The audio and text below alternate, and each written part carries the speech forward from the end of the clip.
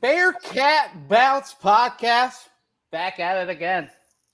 Happy Monday, everybody. A Monday before the July 4th weekend, which is after the July 1st date on the calendar, which is important for all Bearcat fans because it is the start officially of the Big 12 Conference, which is something that we all should be pretty excited about. It is also a Monday following two more commitments to the football program. It is also a Monday following plenty more off-season preparation and work for both the football and the basketball programs. It's a Monday as well where a basketball player takes his next step into the NBA. It's also a Monday where I get to bring in not one, not two, not three, but four. That's right, four. A special one for you all today. It is a Monday where I welcome the guys, the normal guys, and then one GOAT. So without further ado, gentlemen, all of us, Aaron, Chad Brendel, Ryan Royer, and Nico Palizzetti. Gentlemen, how are we? Delightful. If I was any better, I'd be twins. Boom. Radio today. Made a little radio magic for 3 hours. Kelsey is out spending the night with a friend, so I'm trying to make sure the puppy is not in the other room tearing up everything she can get her little teething mouth on. Things are going great. Great. Welcome back, Aaron Smith. I drove through beautiful Athens. I was hoping to see your face plastered on billboards and maybe on the corner just waving hello as the mayor of Athens, but I did not see you. But sir, how are we?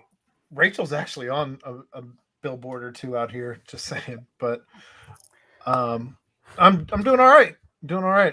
Max, the oldest here, he won his baseball tournament this weekend, so it was a good weekend. We didn't have the weather Cincinnati had, actually, believe it or not. We didn't get it either. Oh.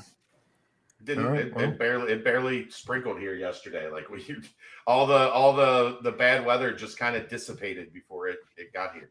Very good. And people were mad. People were mad at the weather folks because we didn't get devastating tornadoes that wiped out towns. It's terrible. Oh no. Yeah, my business partner was 2 miles away. The tornado was 2 miles away from his house. That touched down in Whitestown or Wetland, Indiana here. So yeah, he's fine. They're all good. But yeah, it was weather was bad, but I didn't even see it here. I was driving back, so that is what it is. Ryan, sir, how are we? Doing well, man. I got my guy here, my fellow Italian, so I'm excited. Coming off the Columbus royal wedding, I was at I was in the most Columbus wedding you could ever imagine. But it's good to be back in Cincinnati, man. Not back in the nasty natty. We like it. We like it down here, man. So grit, baby, grit. Welcome nice back to the gritty nasty town. natty. Now, without further ado, the man who loves passion, integrity, toughness. The man who loves a little extra gravy, a little extra mayo. Unbelievable. A legend. Can't say anything else other than returning guest, big time, not only friend of the show, but partner of the show. BBP alum, Nico Palizzetti. My man, how are we? After that introduction, I am so much better. I am riding high. Nothing can get me down. Thank you for having me on. This is great. Love you guys. Thank you for having me on again. Unbelievable. Chad texted me last night. He goes, Monday night at 8. I'm like, you had me on Monday night. That's all you needed to say. I'm in. Let's go, baby. Let's go, baby. Let's go. But we got a lot to touch on. But before we get there, we do have to mention, Chad, if your car is struggling after the long, trips to the radio station and back, checking on the dog, trying to find the dog. If the dog does happen to scurry away and hop in the car, it doesn't start. You can get that thing heading over to Danco Transmission and Auto Care. Get it checked out. Tell Danco Joe that Nico Palizzetti sent you. Tell him the BBP. Tell him Ryan Royer, Aaron Smith, everyone, BCJ. Get $10 off your next oil change, 10% off your next fixing. Danco transmission and auto care. Love you, Danco Joe. But Nico, let's go ahead and just open the floor. Let's have ourselves a little conversation. Malik. Little Royer mention. Ooh, all right. Malik. Celebrity. Celeb status. Yeah, Royer, by the way, I'm not going to let you just skate over that most Columbus wedding ever, and then we're not going to talk about the wedding anymore. We'll get to that later in the show. Brent's a glutton for weddings anyway. Come on now, you know Man, that. Brent, you had a field day at this wedding, man. Oh my gosh, I've actually crashed weddings before too, so it's like you should have just let me, drop the pin, and I would have shown up. It's actually what he does on Saturdays. He's got a couple spots in Indianapolis that he knows that do wedding receptions, and he just gets suited and booted and shows up like, let's go. True. Yeah, How many end up just like it ended up for Vince Vaughn in the movie? Is that basically what happens every time you go? You know what? I'd say it happens, 100% of the time, maybe 2% of the time. So even the one when they're sitting at the dinner table with the whole family, does that happen?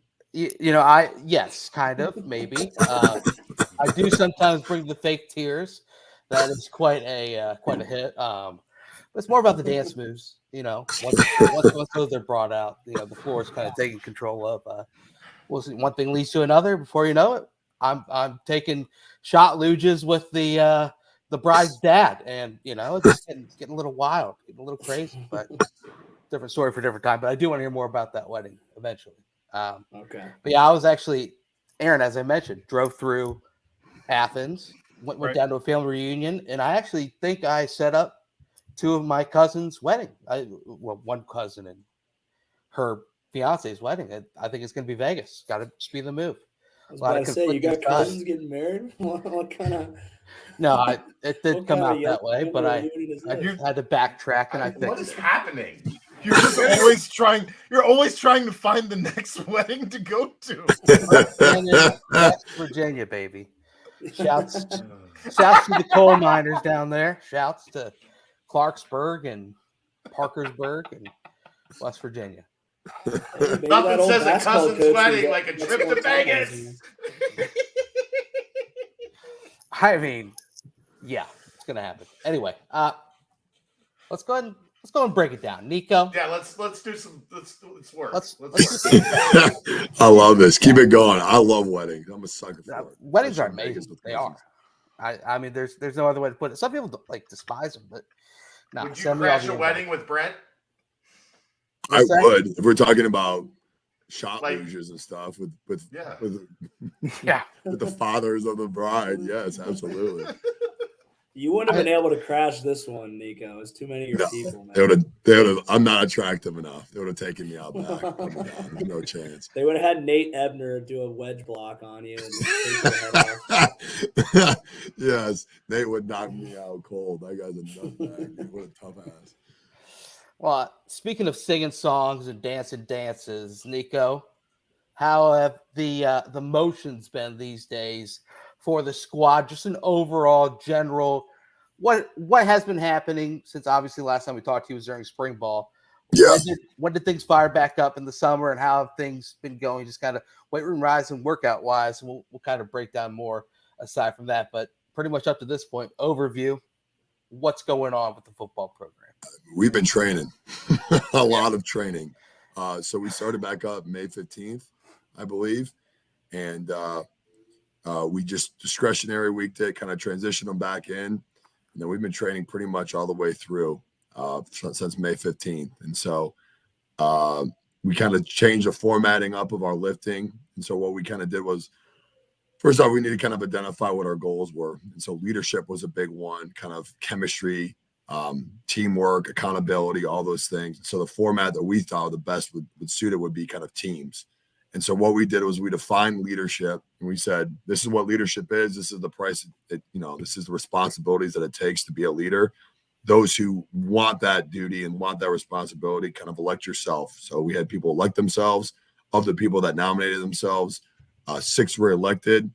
And then from there, they got to choose a co-captain. So we have 12 captains right now in the summer. We call them captains of crews. We call them crews because team wasn't edgy enough. So we call them crews. And then after that, the crew and I kind of came up with the whole preseason format. And so we kind of went down the PowerPoint of this is what our discipline structure looks like. This is what our point system structure looks like. This is how we want to kind of organize the whole season of training. And we kind of came together, organized it, and then we presented it to the team. And it's been awesome. It's been awesome to see guys step up. It's been awesome to see guys lead. We've been training a lot now. About 2 weeks ago, I thought there was going to be a mutiny. I thought everyone was going to kill me because we've been pushing. We've been pushing hard. It got testy. It's been awesome. It's been the exact amount of adversity. It's been the perfect amount of struggle. Guys have had to come together. Guys have gotten frustrated. It's been everything that you want, because you want training to be hard enough to kind of expose impurities on your team. And then through that, you work through that process and you build it. And so it's been as challenging as we could make it. It had to be, because that's our edge. Toughness is our edge, number one. Teamwork and leadership's number two. And so we're trying to really, really push that, and just know we're going into the season as a new team, a lot of transfers, a new conference, a new coaching staff. So there's a lot of newness. And so because of that, we have to be really, really strong as a group and really, really together. And so that's kind of been the overall theme, but it's been electric, man. There's been a lot of stories, a lot of ups and downs. It's been awesome. It's been exactly what you need a preseason to be. Now, without Would you really say? any, Sorry, go ahead. without any real defined roles on this team, where pretty much every spot is open for grabs right now, do you feel like you're seeing that testiness both in the weight room and also on the field? Like, I mean, just with no real definition for who's going to be where at this point. Yeah, I think in the winter was just like, it was just basically like me closing my eyes and just swinging, and like whoever happened to pop his head out got punched, like metaphorically, of course. And so it's just like we were teaching the standards, we were teaching culture, we were trying just to kind of establish. And then spring starts to evolve itself. Like you start to see it, a team and leaders step up and see who you want to lead the team, who you think has a voice on the team. Because leadership, like leadership's a weird thing. Like people have a voice regardless of if they're a leader or not. So like you identify people that like people follow and intrinsically just follow.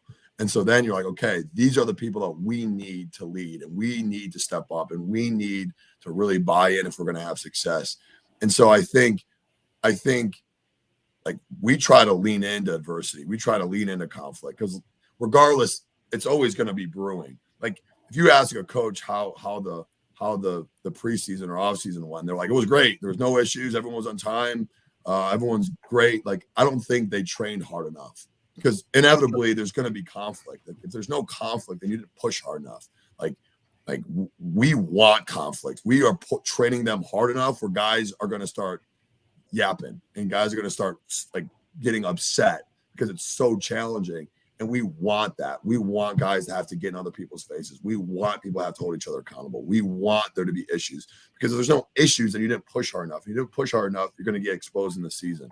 And we need to kind of identify, use that adversity to kind of reveal itself. And through that, Aaron, yeah, people have definitely stepped up, and people have definitely taken a voice of the team. And we are starting to understand exactly who our guys are, who our leaders are. And through that, it's been exciting to watch them grow through the process. Because like leadership's not really like you can sit and like have a kumbaya and like learn what leadership is. Like you can have a presenter come in and be like, this is leadership on a PowerPoint slide. But like until bullets are flying, leadership is built. Leadership is developed. It's not learned. Like leadership it's taught, it's applied, it's exposed, and then you just continue the process. I agree. I always used to say like leadership's born in the fire, because especially with what we would notice is there would be guys that would be skillful leaders, like they led in skill, like young guys that were like, oh, these guys are gonna be really good and we're gonna lean on them. But sometimes when shit hits the fan in the weight room, like those guys kind of would disappear. And so I think that was kind of the way we were brought up, of like, yeah, we got some dudes that can make plays, but this part of the off season is really about like when they're on their finish, when they're on a Friday finisher, and they just got their ass just grounded down all workout with like leg presses and all that shit, and then we're on that finisher at the end. Like, let's see who we really got. And so that I just really align with everything you're saying there. And one thing I also appreciated was there was guys like that were like leaders, and like they started out as leaders, but I always loved watching the guys who kind of like they just kind of emerge, like guys you didn't really expect. Has there been anyone? Have you been seeing a lot of that? Like, if you want to name drop or guys that kind of just like really just buying into the struggle, the difficulty of the off season, they're kind of catching you by surprise. There's a lot of guys that I've seen grow. I'm super proud of the first one that pops into my head is Dante Corleone. Like, I'm so proud of him because like he's an innate worker. Like, he works so hard. He holds himself to such a high standard, but he's kind of his default is being an introvert. Like, he's not going to reach out. Like, he's worried about himself and maximizing himself, which is an awesome trait. And he was nominated. He's one of the 6, and it's a challenge for him. It's something that's probably a little outside of his comfort zone. And to watch him really embrace that role and bring other people along has been unbelievable.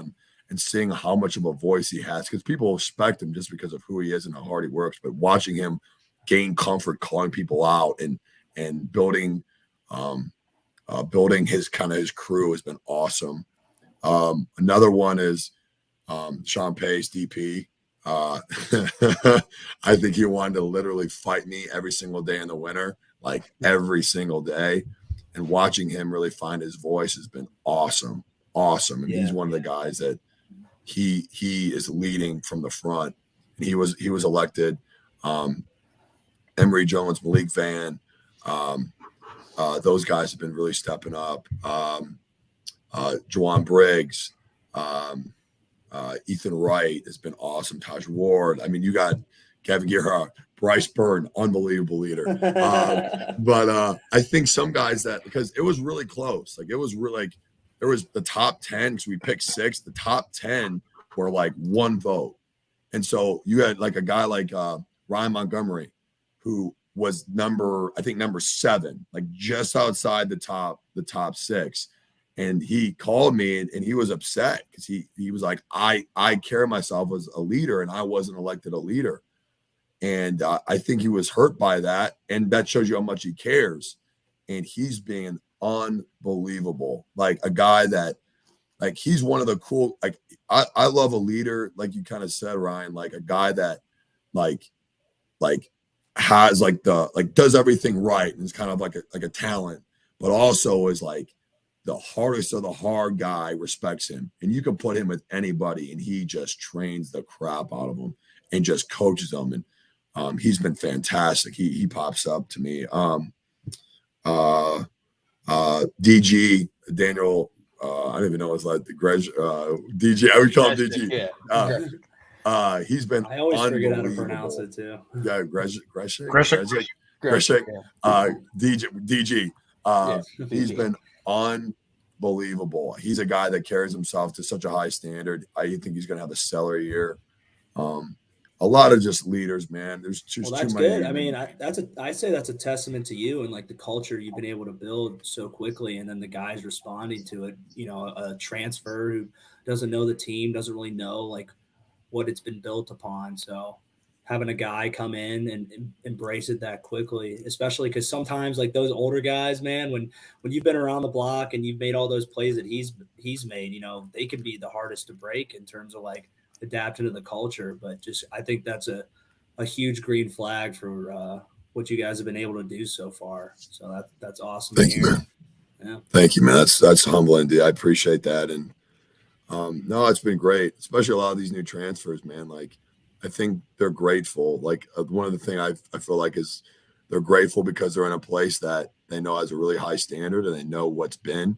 And it's been really fun for the addition of their personalities and how hard they've been training. They've been a great addition. And I think kind of the UC fan base is going to be really proud just because they've been all in, and the leaders have embraced them, and it's been a really, it's a weird dynamic, right? Like you have kind of the old heads that have been there and really understands the success that UC has had, and you have this new kind of coaching staff and all these new players, and it's like, how does everyone come together? And I think we're kind of in the middle of it, of really kind of embracing what was, coming together, and just trying to just forge our own way with the standard of what the success has been. And so it's been good, man. It's been a really, really good kind of process. I think Malik actually played a year for Brian Kelly. That's how long he's been here. I joked that me and Malik graduated together. Like me and Malik. I thought it was Minner. I saw him. I hope Malik's listening, because me and Malik are like, when I need life advice, I call Malik. He tells me. Me too. Unk. Yeah, I joke about that with Jawan Briggs. Jawan Briggs has like 2 kids and is married. I'm like, what am I going to tell Jawan that like? That's a grown-ass man. Kid. Yeah, his kids are like 12 and 8. He's the most mature. I seek him for wisdom. He's the most mature human being. Juwan, my wife and I are having some rough times. Yeah. How would you handle this situation? Actually, you called Juwan and had him sing to your wife for you. Unbelievable. Oh, he was number 1, by the way. He was the number 1 vote. Juwan Briggs, number 1 vote. Totally shocked. Yeah, Not just shocked. mature human being. Yet? It's a grown I ass have man, not. man. I've heard stories. It's a sight, something. man. It's something. It doesn't fit. Like it doesn't match. I mean, It's really good, but it's it's going to like, come out when you guys get ready to head to higher ground, Yeah. Hey, I'm ready. Take me to Yeah. higher ground. Make him sing for the big skill before you guys start your first workout at higher ground. Everyone's going to be in such a great mood, and that's just going to make it even better. So You're the I'll take that note down. You're an asshole. So, Nico, you have the 6 captains, right? Yep. How does that work when you set up, the lifting groups and break up, who's with who as far as, lifting buddies and whatnot? Or is that kind of a set thing that you diagram out, predetermined, even if there's no, quote unquote leader inside of each group? No, that's a fantastic question. I'm glad you asked that, Brian. So and Ryan probably knows this, like, you love the skill guys and the linebackers, right? Like, you love DBs and linebackers, and like they can be pigeonholed. So a lot of times they just train together, and that's awesome. That's great. They're fun. But 2 out of 4 days, they're not great, and it's like pulling teeth. And so the best way that we found success is we put the crews and we rotate the times that they train. But it's we had them draft. So afterwards, how we did it was the 12 captains, really, we all sat and we had a draft day. So we went down and we went by position group, and we rotated and we flipped coins and we played rock, paper, scissors. And we just basically tried to make it as random as possible. And we tried to make people pick players that they didn't want, or they didn't know, or they weren't comfortable with. And then we just mushed them together, and then they trained together as a group. And so my hobby, my favorite thing in the entire world, is finding players that will make each other work really, really hard. Really, really hard. Like, that's the only thing I care about. That's basically the role as a strength coach, is just manipulate all the variables in order to make guys train as hard as possible. That's all you're trying to do. That's all you're trying to do. And so I'll put an offensive lineman with DB. I train Radosevic with threats, Brian Threats. And by the way, I want to give a shout out to Brian Threats. He's been training incredible. Also want to give a shout out to these 2 guys, which have been knuckleheads. Jack Danco has been training with DJ Taylor. So you have a linebacker and a safety, and they crush each other, like literally crush each other, like on the leg press, smacking each other in the head. No, another one. You got another one. No.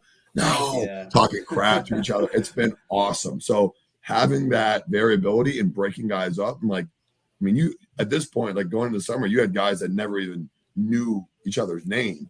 And now they're training together. Now they're hugging after sets, and now they're doing all. It's been awesome. On Thursday, what we did was we made everything a competition. So we have an element in our lift called the Ring of Fire, and it's just a giant circuit, and it's very hard. So it's just a circuit, and it's hot. We call it, it's hot. It's a hot day. So we always joke at the heat's turned up. We always make. So the Ring of Fire can get a little hot, and sometimes the guys get burned by it. And so we changed it up. We made it a competitive Ring of Fire. So what we did was every person in the group had a partner, and they were very comparable strength-wise, and they were an opposing crew. So 2 crews lived together at a time. So we had Radosevic and Corleone, right, for example. And there was 3 sets of each exercise. So we started with a main tier movement. So we did our Olympic movement, then we did bench press. But okay, outside of that, we broke up into the ring. And so we had hammer row. And so we had a fixed weight. Everyone had to row the same weight. First set, Dante does 12. Radosevic does 12. Then Dante does 8. Then freaking Radosevic does 7. So after the end of 3 sets, whoever had the highest total won that exercise. Then we rotated. We had guys doing side raise, face to face. The older guy got to go first because he got to set the tempo. So whoever's older, they're going nose to nose, and they're doing side raises together. The first one to drop lost. And we had Oliver Bridges and Sammy Anderson. And what they did was they just sucked each other out. They just went nose to nose, held a side raise for a minute with 25-pound dumbbells, just holding it out. And then finally one guy broke, and they all go nuts. That was awesome. So just stuff like that. Just you try to manipulate people and find ways to compete and find ways to keep it fresh and change partners, change stimulus. I want every day for them to come in with kind of a pit in their stomach, what's coming. I don't know what's coming. And you try just to tweak some things. You keep the performance side of things, but also you just try to make it fun. Because at the end of the day, I'm bored coaching it. I know they're going to be bored doing it. So just try to find ways to keep it fresh and engaging. And it's been fun. God damn, man. That sounds like some good ass shit. I mean, It's been good. That's some good ass shit. You fit right in, dude. You should come in. I just know that's the kind of shit that it's what it takes. I just want to see the video of Ryan and Nico nose to nose. Oh yeah. No, I mean that gets me going, man. Just knowing that's exactly the type of shit that teams need. That's raw as fuck. I love that. That's awesome, man. Appreciate that. So hyped, yeah. Well, you jump into fans and stuff. So I don't know if you took a pair of side raises, you probably kick. Hey, man, jumping into a fan, I'll tell you what, jumping in a fan is way easier than holding a side raise. I can promise you. Now you are also. I mean, you're new to the staff. You didn't come with anybody like the rest of the staff from Louisville, or really there were a couple guys from recruiting at Ohio State and what have you. But what has it been like getting acclimated with the rest of the staff? Who have you really been gelling with as far as the new staff goes? Yeah, the staff's awesome. It's such a different kind of group of people that I'm used to. It's a different, the thing I really respect about this group is how close they are and how long they've worked together for, and how they're just so trust-based and so relationship-based. And it's really refreshing to kind of be with a group of people that have no ego and just are super inclusive and just want to just be your friend and just kind of bond with you. It's really, really cool. They're just incredibly inclusive group of people. You mean they didn't ask who you voted for in the last election? Or they did not. They did not. Yeah, I was not. Not grown in that respect. A little different dynamic. Even on my interview, Coach Shat's the most he just wants to talk to you and basically know if you're a good person or not. So I'm like, yeah, okay. We didn't really talk about strength. We just kind of I think how he kind of views it is will you fit into what we're trying to create? Are you a good person? Can I trust you? And he's the most trusting. He lets you do your job and he trusts you to do your job at a really high level. And it's super empowering for that. Coach Brown, our defensive coordinator, is absolutely electric. He's unbelievable. He drives, he pushes. He's really, really good. Coach Cardwell is really good. They're our line coach. I think he's He's high energy. I think we kind of hit it off because we kind of look like each other. He's probably much more handsome than me. He's like 2 standard deviations more attractive than me, which I'm cool with. But he's high energy. He brings it. He talks crap. He's confrontational. So we mesh. Obviously, Coach Combs, you got to give a shout out to. This is the 3rd time I've worked with Kerry. Sure. Westside G's a shout out. He's probably a large reason why I'm here. And I am just so grateful for him. But to be honest, I mean, that's just to name a few, but everyone on the staff, from the operations to the recruiting to everybody, is just really inclusive and relationship based. And it's been awesome. It's been really, really fun to kind of, and like, to be honest, I was reflecting on it. Like my whole professional career has only been one tree. Like, it's been the Urban Meyer tree. I worked for Dan Mullen. I worked for DJ Durkin. I worked for Urban Meyer himself. Worked for Ryan Day. So I've only known one practice format. I've only known one camp schedule. I've only known really one way to do it. And then you come here and it's like, nope, like it's different. And it's been great, man. Like, it's been physical. Like, I don't know how much I reiterated on this when we were talking in the spring, but like I think nine practices we had were like over 60 live plays, like pretty much like 3/4 of our was just like live. So it even like me and Coach Combs are looking at each other like, I'm like, these guys hit. Like, it's like, ask our players, man. It's a physical, tough, demanding practice format. It's fast, it's efficient. Everything's literally on the horn. Like I used to joke, like, a horn meant nothing. Like, time in the practice meant nothing. It was like, it was play dependent. It wasn't clock dependent. Like, here, nope. Dynamic warm up is 9 minutes long. Or I have Mitch Marotti blowing his air horn in my ear. Like, oh my gosh, like, these guys are prompt. They're on it. It's efficient. It's fast. It's a really cool format that challenged me and has made me really grow relationships and made me kind of revalue how I've always perceived things. And it's been great, man. It's been good. Difficult, challenging, just because it's new for me, and changes can be uncomfortable, but it's been awesome. Learned a lot. Speaking of change and difficulty and whatnot, well, first off, the spring game was pretty evident about just the constant flow, over 100 plays, snaps, and just hitting every single play. Like you said, it was well orchestrated, though. It was nonstop, go, which goes exactly with what you just said. I was going to mention this too. Yeah, this video, if it loads. Have you seen this, Nico? Oh, I have. He's an absolute psycho. Yeah, he's unbelievable. All right, he's got to get in. Yeah, he brings it, man. He brings it. And it's funny, like, I'll finish up a group, like, literally as I'm finishing, and like, guys have their shirts off and guys are like stumbling out. All of a sudden, Cardwell will come flying down the stairs, like, where are the alignment at? Let's go. And I'm like, this dude, me and him have like the same like wavelength. Like, he knows as soon as there's an opportunity to be coaching, whop, he's, you know, like, as soon as there's an opportunity to talk to players and be engaging, like, he's on it. So he does a great job. He provides a ton of value. He's awesome. Well, and I'm not gonna lie, when Cincinnati was playing, Louisville in the Fenway Bowl, I watched that whole video clip. I was like, wow, they've got a crazy man kind of still coaching them there in Louisville. And then I was like, well, we have Coach Combs still too. So kind of two crazy guys just running, spearheading against each other. But kind of speaking about changes and whatnot, right now it's college football and college sports in general it's pretty crazy with, transfer portal and whatnot. The amount of new transfers coming in to the team this year obviously is affected by the coaching change as well.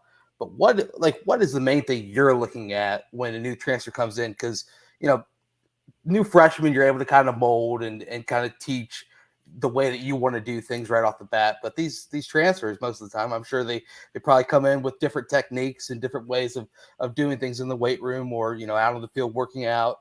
Is it kind of do you sit everyone down, or is everyone kind of their own situation? Let's take like an Xavier Henderson who came in and obviously is hopeful to have a huge impact on the team.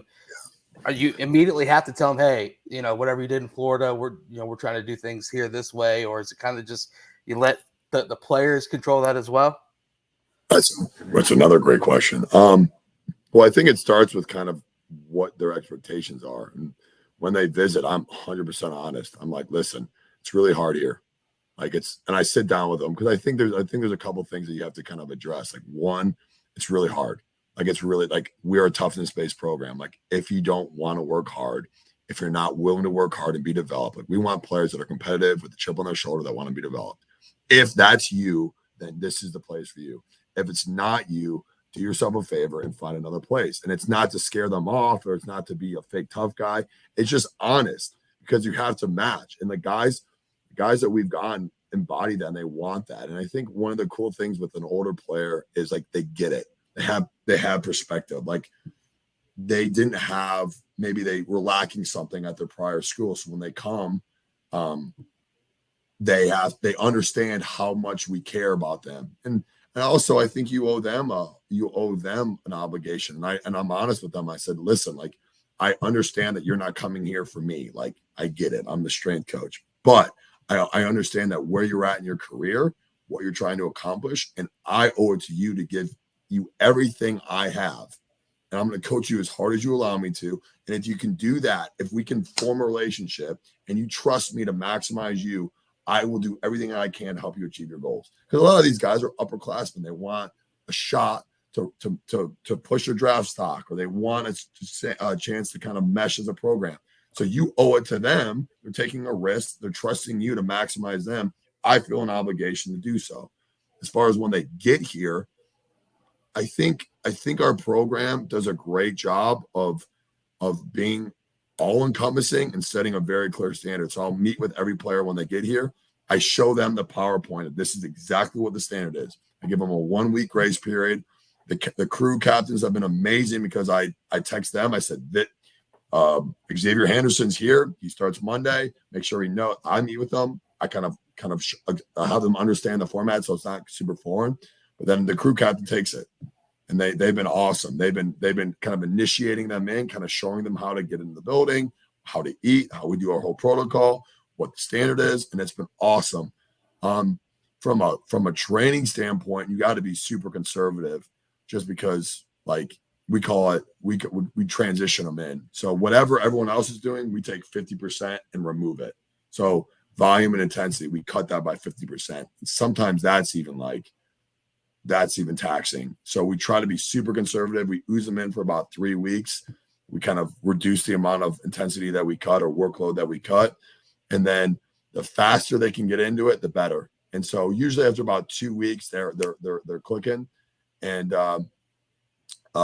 it's been awesome. I think, and I appreciate their humility because they've been coming in and really embracing what we've been trying to do and really been in. They see it instant results too, which has been great. Just because I think our program does a great job of being very holistically developed. So nutrition, athletic training, they've been kind of developed holistically, which has expedited the results, which has made us get buy-in because they see the results like that. And so that helps our case. Ryan, Aaron, anything? I was wondering, like, I wonder there's got to be the guys that are just chomping at the bit, like the second, third workout. Like, no, like, give me the whole. Like, I don't want to. Like, how hard is that to basically be like, come on, man, just trust me? Like, did you ever have like a guy that kind of like really tried to test you on that?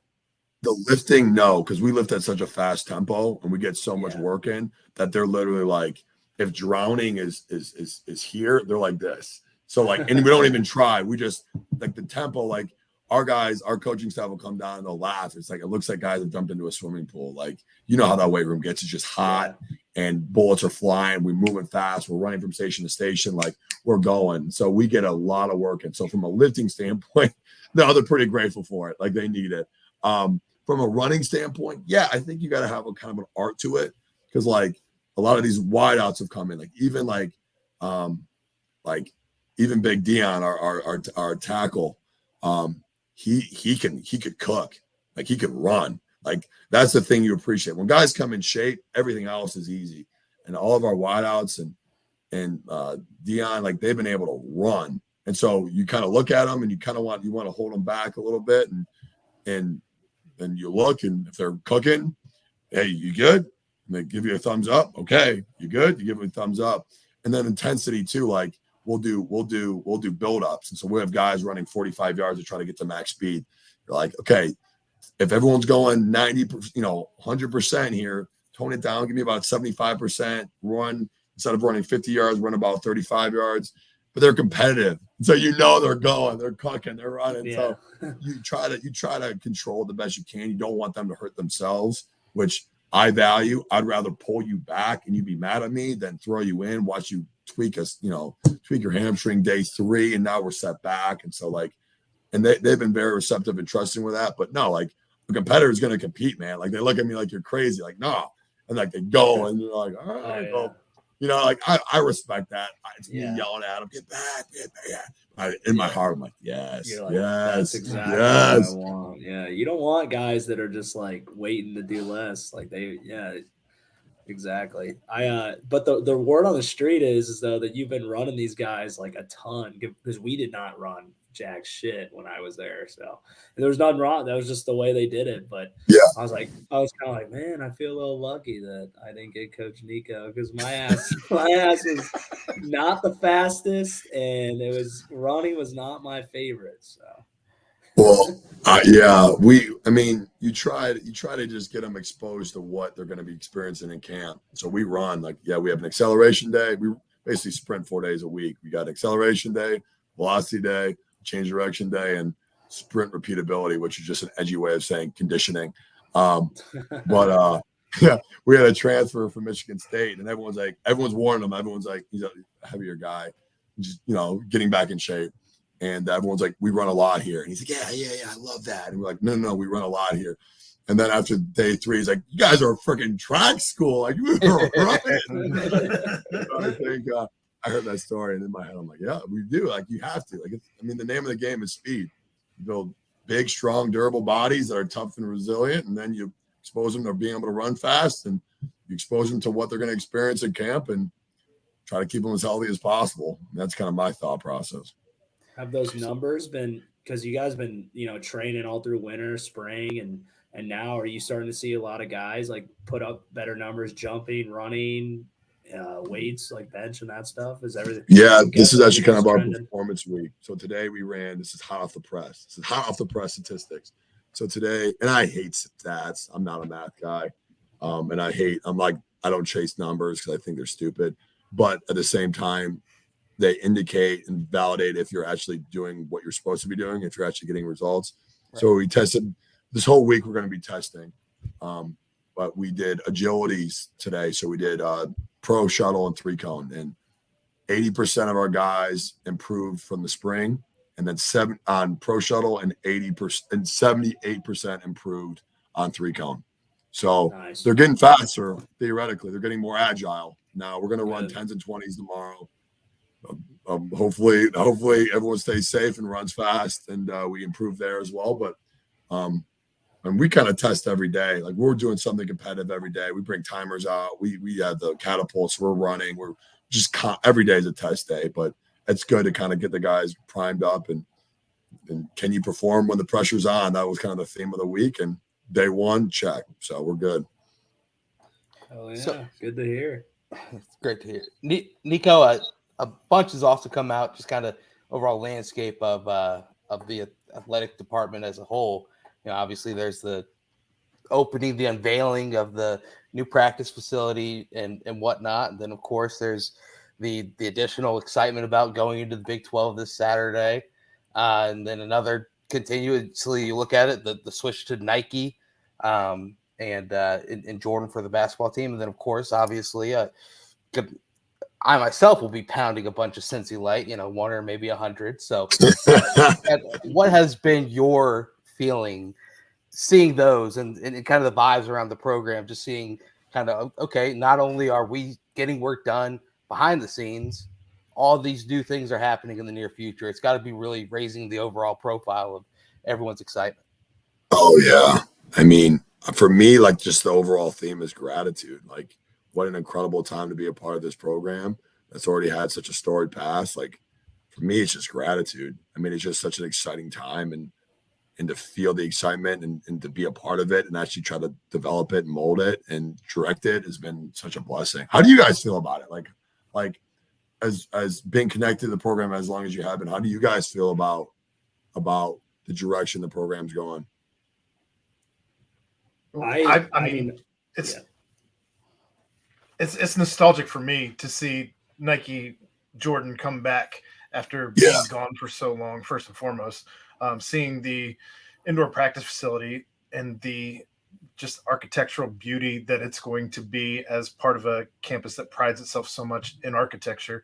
I think that it's going to be a flagstone of the university once it's finished. Absolutely. And there's so much excitement going into the Big 12 with all of the other changes that they were able to find the funding for, and to go out and just, because they've built the fan base, because they've built something for the boosters to invest in, just seeing the product on the field that they've been managing with like $5 million a year. So, I mean, I think that anybody who's even remotely a fan of this program is either going to come full circle to where they completely embrace this program, or people who have long been invested in this program are just going to fall that much more in love with the entire program in general. Roy, what are your thoughts? I mean, I just think everything's just exponential. I mean, I think everything we've seen with like the football team, like you guys getting recruits and just kind of knowing that what you're doing to the guys in the weight room, how that's just going to be like an exponential thing. Just the university as a whole, the things they've done, Bill. I mean, I think everything's kind of connected right now. I think there's a lot of momentum in everything, basketball, facilities, football. I mean, which is good because, you know, like kind of you were talking about change earlier, and change is like hard to accept sometimes, but, you know, the more you accept it, the more you get everyone on board. Like, I think what's been happening lately with you guys is everyone's kind of coming together, getting good transfers, kind of finding your own culture, but building it off of the good things that you had before. And there's a lot of momentum in all facets. And I think you guys are kind of leading from the front right now. So I'm proud and I'm really excited. Yeah.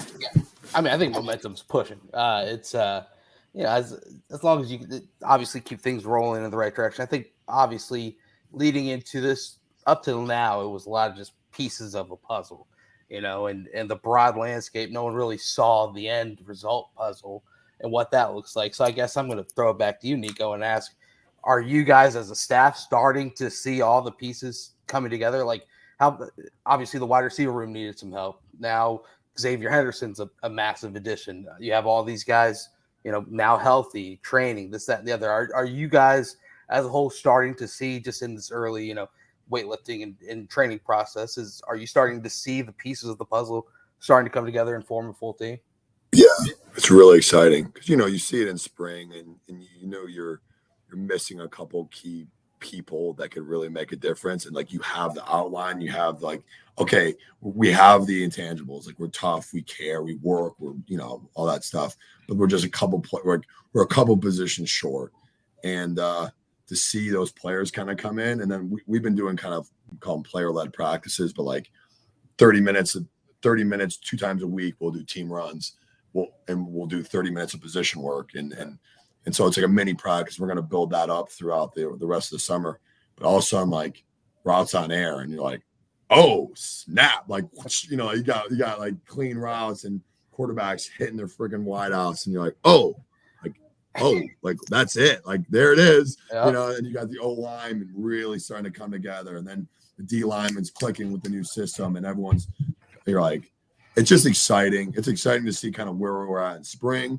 And I thought our guys did an admirable job, man, just adapting really quick. And I know the coaching staff would always say, like, how ahead they were and how much we were able to kind of install, because just the work ethic of our guys and how much they were able to retain.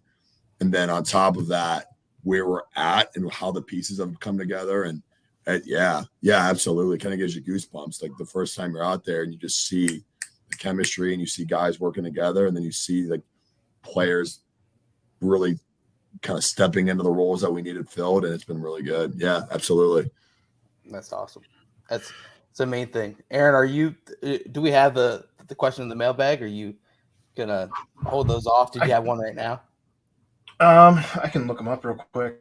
Yeah, that's not a problem. I did not have them ready. I was just going to say I'm excited to hear about some of those new players. So I don't know if you have the list of new players to ask him about.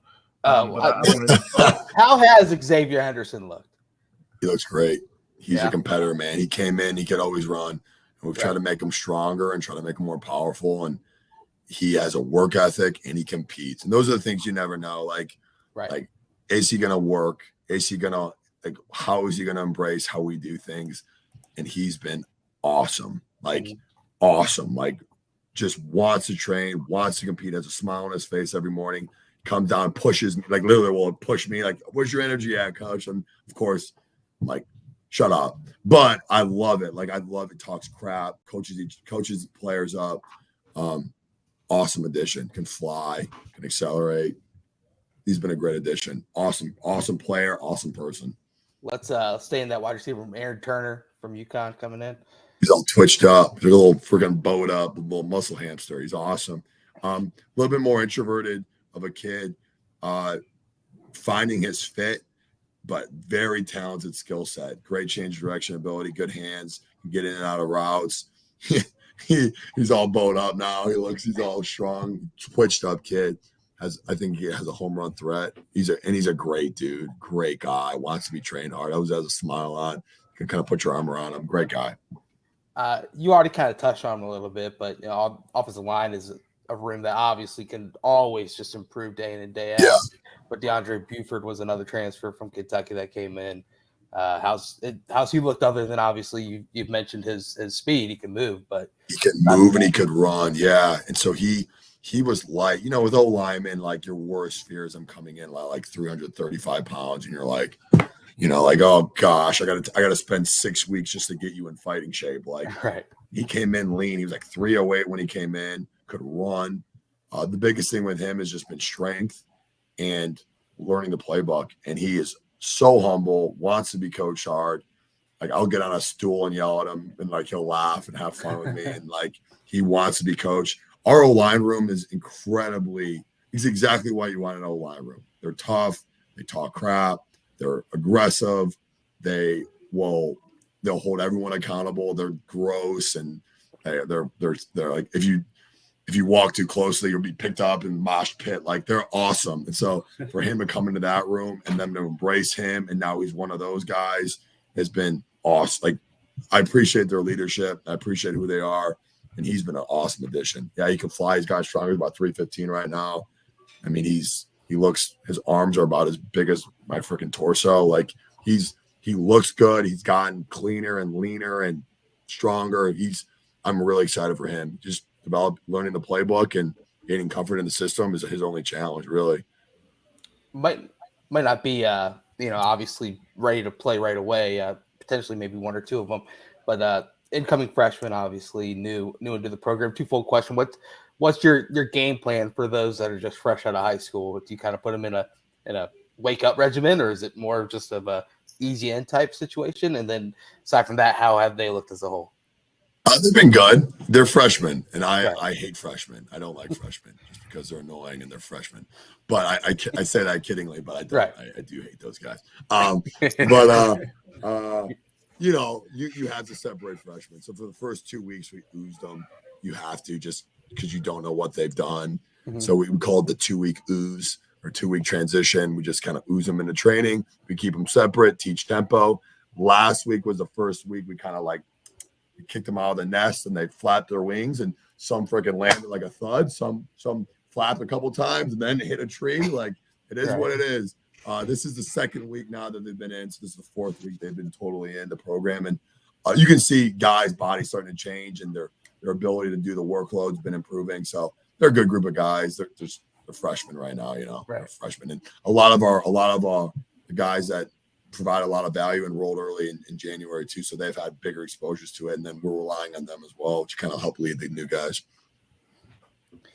Beat them into the ground. That's the coach. They're like a year.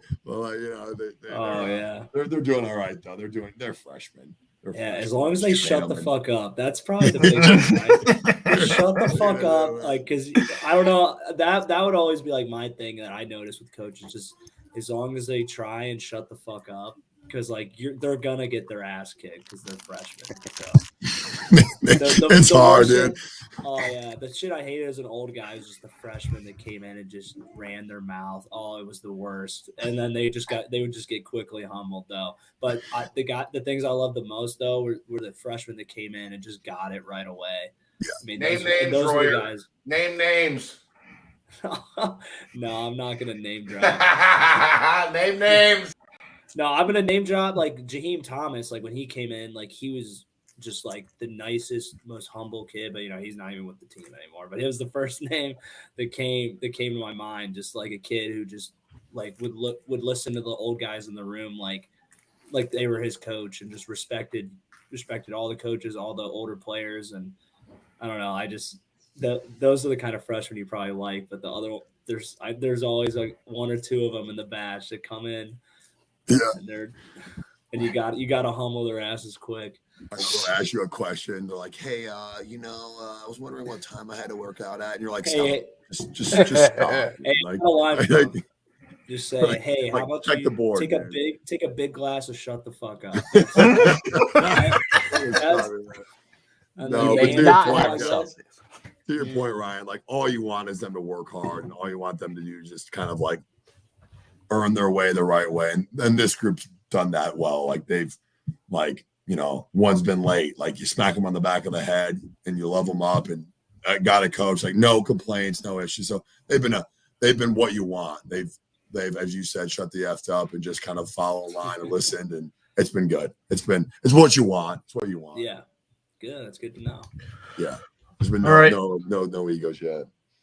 As we mentioned, there were some questions in the mailbag, so they're not too bad.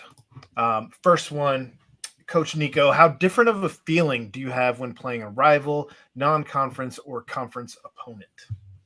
Wow, that's a great question, and that's something that we've been reflecting on. Like so much of our schedule is new, and like so I've been posting the schedule every Friday. We do a field workout, we push sleds, we do all this gross stuff. We just have the schedule up, and we've been kind of reviewing schedules. Obviously, trophy games, Miami. Pitt's back on the schedule, another trophy game. So like you have the trophy games, you have the rivalries, you have old and new. You got all these new kind of. It's a new schedule, and one I'm not really familiar with just because I've never really been a part of the Big 12. And so I think all of us are trying to really just kind of break down the schedule and understand. Yes, every game is important, but like what game. How do we address this game? How do we address this game? What's the mentality we have to have with this game? Like, and I think that's been good for everybody involved just because it's new. Me personally, how I feel about playing a rival, conference, non-conference, like you got to be at your best. And I think like it's kind of like the theme of this week. It's like when the pressure's on, when the stakes matter, how do you perform? Like, I think you train guys. And for me, I always enjoyed that. Like, yes, there's a little extra, like me when I played at Michigan State, when I worked at Ohio State, like Michigan, like you wanted to literally kill him. Like you wanted to kill him. And Mark D'Antonio was a UC guy. Like you would get you so worked up before you played Michigan that you wanted to literally like cry. Like you were so angry. You wanted to literally like have a temper tantrum and fight him. Like you wanted just like, you were ready to burst. Like the game was personal for you. Like he told you flat out, which I thought was such a great move. He'd be like everyone stand up who was offered by Michigan, and like two guys would stand up. And he's like, see, you weren't good enough to go there. If you were, you would have gone there. Like they didn't think you were good enough. And like I just got goosebumps thinking about it because like you literally like were fighting as if you were the kid that was picked on in middle school that like hit puberty late. Now you're just like coming for vengeance. And like that was, I thought, like for me, that's always been my mentality with rivalry games. It's like it's personal. It means more. Be at your freaking best. God, I'm all jacked up now. Thank you for that question. Let's go. Thank you, UC Park. Baby. I needed that. Boom, baby. I mean, Coach Ryan, Nico, how was it for you? Like, that's just selfishly, like for you, yeah, go ahead. rivalry, playing in it. Like, I know a new schedule, but like, how was rivalry games for you? Yeah, everyone wants to make the textbook answer of like, well, we don't treat any game more important than the next one, but you do. There are ones on the schedule that you got circled. And I think more rivalry wise, it's more of just like honoring the tradition, honoring, the past teams and, everything that they went through, everything they trained for, and how much that game means to them, that also feeds into what it means to you, because the history we have with Miami, that's our rivalry game. And lately it sometimes gets overlooked, but that was something we made sure we honor and pay attention to, that how important it is, to go and you want to beat their ass. Cause it's literally, it's not just a rivalry on the field and between the stripes. I think it's more of like a culture rivalry too, kind of two different teams and two different like mindsets, two different universities, and recognizing that, and kind of like that same thing of like, oh, well, not the same thing in the way that like, oh, Michigan thought that you weren't good enough, but kind of more like, well, they don't think you're good enough. They don't think you're good enough in life. Like they think that they got life figured out and they went to Miami. And so you went to UC because you aren't as smart. You aren't as good. You won't make as much money. You're not into all the foo-foo bullshit that they think matters. So, and I think you kind of really seen, that's what we really embraced, was kind of like that, like the nasty natty, man, just the gritty, tough. You can't lose the streak. You can't lose the guy that lost the streak. Yeah, that is the other one too. But that's it's like a culture war, man. It really is. So that was one that always got me going, because I identified with that well, because I kind of, where I grew up was always like, it wasn't like rough as shit, but like main streets of Dublin. No, yeah, it was always like kind of like playing against the rich kids, the rich kids in the rich schools that just think their shit doesn't stink and everything they have is perfect and they're just better than you just because they're richer, just because they're all foo-fooed up. Where was Brady from again? Brady's from Olentangy. Olentangy's not Olentangy. It's not one of the. It's different now. But when he went there, the Braves, they were. It was a different area back then. But like I don't know, because that's what always gets me going, because that was our rivalry, and it always just felt kind of like us versus them, and it's really what it is. But Nico, you'll see West Virginia will surge back to the top of the charts real quick. Yeah. I don't know much about that, but you could just feel the energy about it. I never got to experience it, but you can just feel the energy through like social media, like people just going off about the West Virginia games.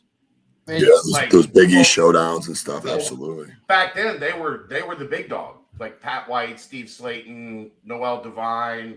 And for UC, Pac-Man, to the Rich Ralph, for UC to get back to like that level, or not even back to, they had never been there before, but to go to the Orange and the Sugar Bowl, you had to go through West Virginia in that conference, and there were some epic battles between the two, and the fan bases didn't like each other much at all.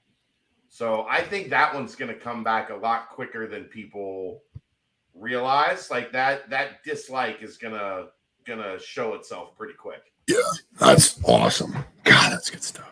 And their fans are UCF's legit too. So I would like that would be we'd always circle that game ever since what they did to us on College Game Day. What, UCF? Yeah. And then just honestly, no. The year before was bad. Where they were beating us so bad that we wanted to forfeit the game, and that was the most embarrassing moment I've probably had ever playing football. And I think we really were like, we that'll never, like, I remember like our coaches came in like, that'll never happen again, and it was like the most embarrassing thing for like everyone involved.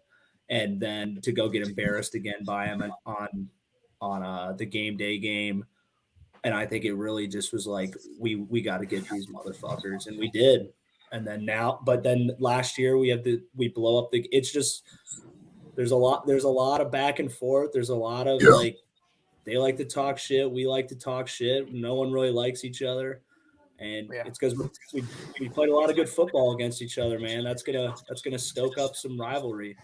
So. Well, and they still genuinely believe their best team is better than our best team all they time. can go. They can go Which take is- that shit out, man. There's no way. Hey, they will stomp their feet and say what? But Mackenzie, whatever his name, National is, champions. 20 times better than Desmond I'm Ritter not over and gonna over. claim like I did a whole lot, but I know the guys that I was taking the field with, man. And there's some real ass dogs, dude. And I don't think. But all you know, guys will say that 17 UCF team was legit. Oh, they were amazing. They were great for the conference. Like, yeah, like good for them. But like, I would love to go play them with our defense going against that offense. I think it would shut it down. I mean, Ahmad Gardner, he's probably arguably the best corner ever in the history of college football. So you could shut down half the field with Mr. Millen. I don't know how good that offense is going to be, but yeah. Nico, great debate. Clip it. Nico, is that something you feel in the program right now too? Is just like yet another handful of players going into the NFL.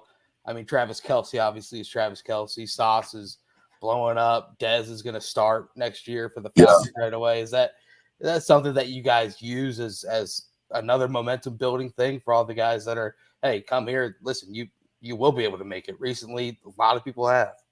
Yeah, it's something that's so important to us. Like we've kept up all the names in the weight room of all the past success. Like you come in, you're like, do you keep it up? Like they didn't play for us, blah blah blah. You know, like you don't know, like you feel kind of torn. And then all these recruits come in, like, oh man, look at the name, blah, blah, blah. And you're like, yep, that's staying up. Because like you just read the pulse of an 18-year-old, and like, yeah, the success that UC's had, the name, the fact that they come back so much. Kobe Bryant was training with us all last week. Freaking Sauce was back all spring. Freaking, there's so much success. Everyone comes back. Everyone's still so involved with the program. They're welcome back with open doors. Like you to make those guys proud and to allow them to be back is something that I take very personally. Like I respect you. Like I respect you from afar. I'm a fan of yours. Like I know about you guys. I watched the success you guys had. I think you guys are incredible players. And so for me, like to meet these guys and to kind of know them as human beings and to like, you guys are better people than you are football players. Like, please be around our players. Please train with them. Like allow them to see what it takes and what it looks like. I think it's the best thing ever. You gotta lock Is your Alec fridge back? though. Lock your fridge, Nico. Yeah, all my Celsius are evaporating, but besides that, Has Alec been? they take them. They can take them. Come back and train. Take it. Good, you're good. There you go. Has Alec been back this summer, Royer? Or is he scared to come into town because he knows you're gonna try to manipulate him? No, he was nursing a foot injury, man. He's just now getting back into the swing of things, but that also might be true. I think he does get a little scared sometimes, man. I mean, he can't hang as well, and I don't blame him. That means he's taking care of himself. That means he's not calloused. He's calloused in other spots, not in the ways I am, man. You know, they were engineering partners, Royer and Alec Pierce. Like they were. Really? Yeah, we were engineers. We took like every class together. We lived together. Like we did. One went one direction, one went the other. Right. Like one of these things is not like the other. Yeah, I know. And it's little. I was talking to Nate Ebner, because he's from Hilliard Davidson, and it's just funny because he's like, "Oh, do you still play?" I was like, "No, man. Like I'm an engineer now." I was like, "I didn't do good enough on the specs, just like you did, man." So I had to hang him up and hit the cubicle, but it's what it is, man.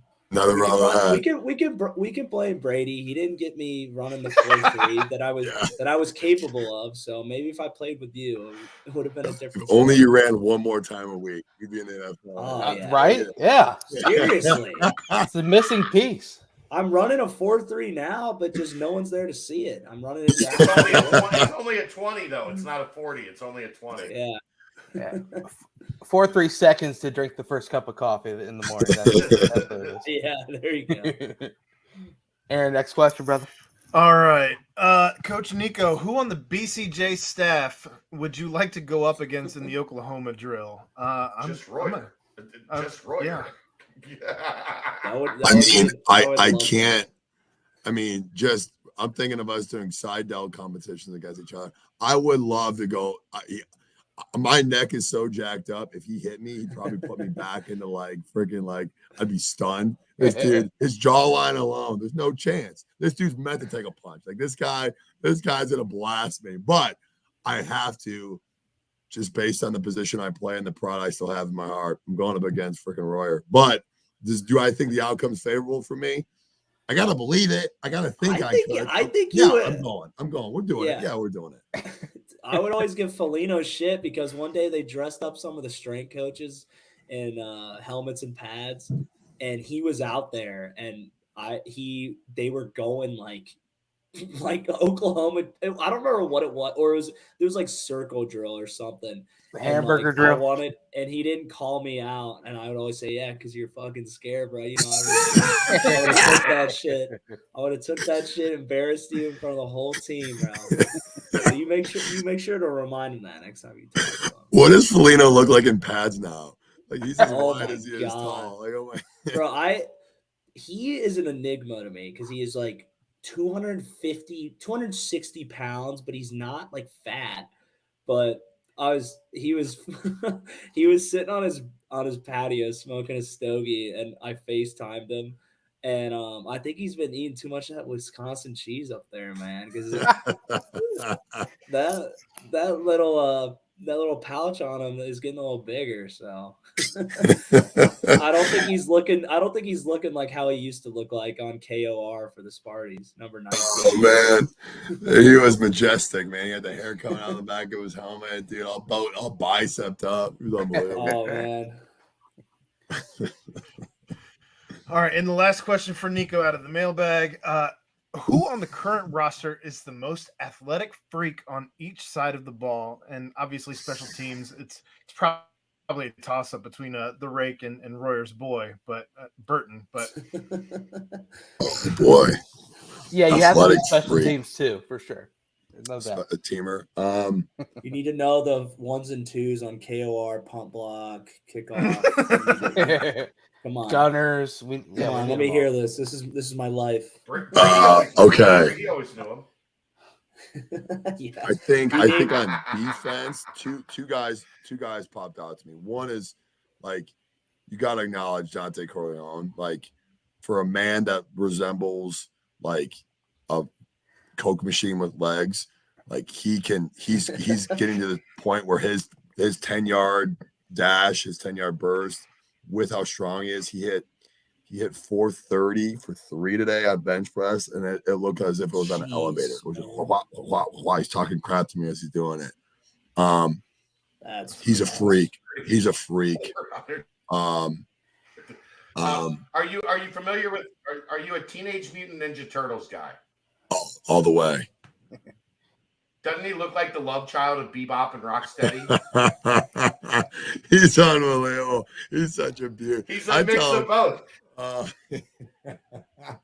love you that. Can't unsee it now. You can't unsee it. You can't unsee it, dude. You're going to walk in tomorrow and you're going to look at him and you're going to be like, oh my God. He's unbelievable. Oh, man.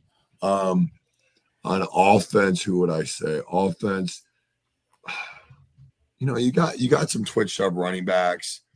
Obviously Xavier Henderson can accelerate. He can go. D. Wiggins can go. He can run. Miles Montgomery's twitched up. He's a twitched up kid. On defense, you got to go. You also got to think Brian Threats can go. He's a 22-mile-an-hour guy, and he's getting stronger lower body wise. He's twitched up kid. So you got DP. He's at 212 right now. He hit 315 for 4. He yelled at me because I had him racket. He's like, no, I got another one. He almost fought me. It was awesome. He's strong. He's strong right now. Sammy Anderson's looking good. Sammy Anderson's a $185, all twitched up. So we're getting there. We're getting there. There's some. Oh, no. Dinkle. Jack Dinkle. No, unquestionable. Number 1 on defense. He's 242 pounds right now. Yes, that's unbelievable. That is curling out all the way. He broke his vertical. He beat his vertical. He beat his all acceleration. He hit 21 miles an hour. He is strong as an ox. He bench pressed 335 for 3 today. He's squatting through. Yes, Danco defense number 1. What would you say? Dingle Would you say he looks like 21 an miles an Adonis? hour. Yeah, 21 miles an hour at 242. He is he benched 335 for 3, I believe. He beat his vertical best. I think he jumped 34, 35, somewhere in that range.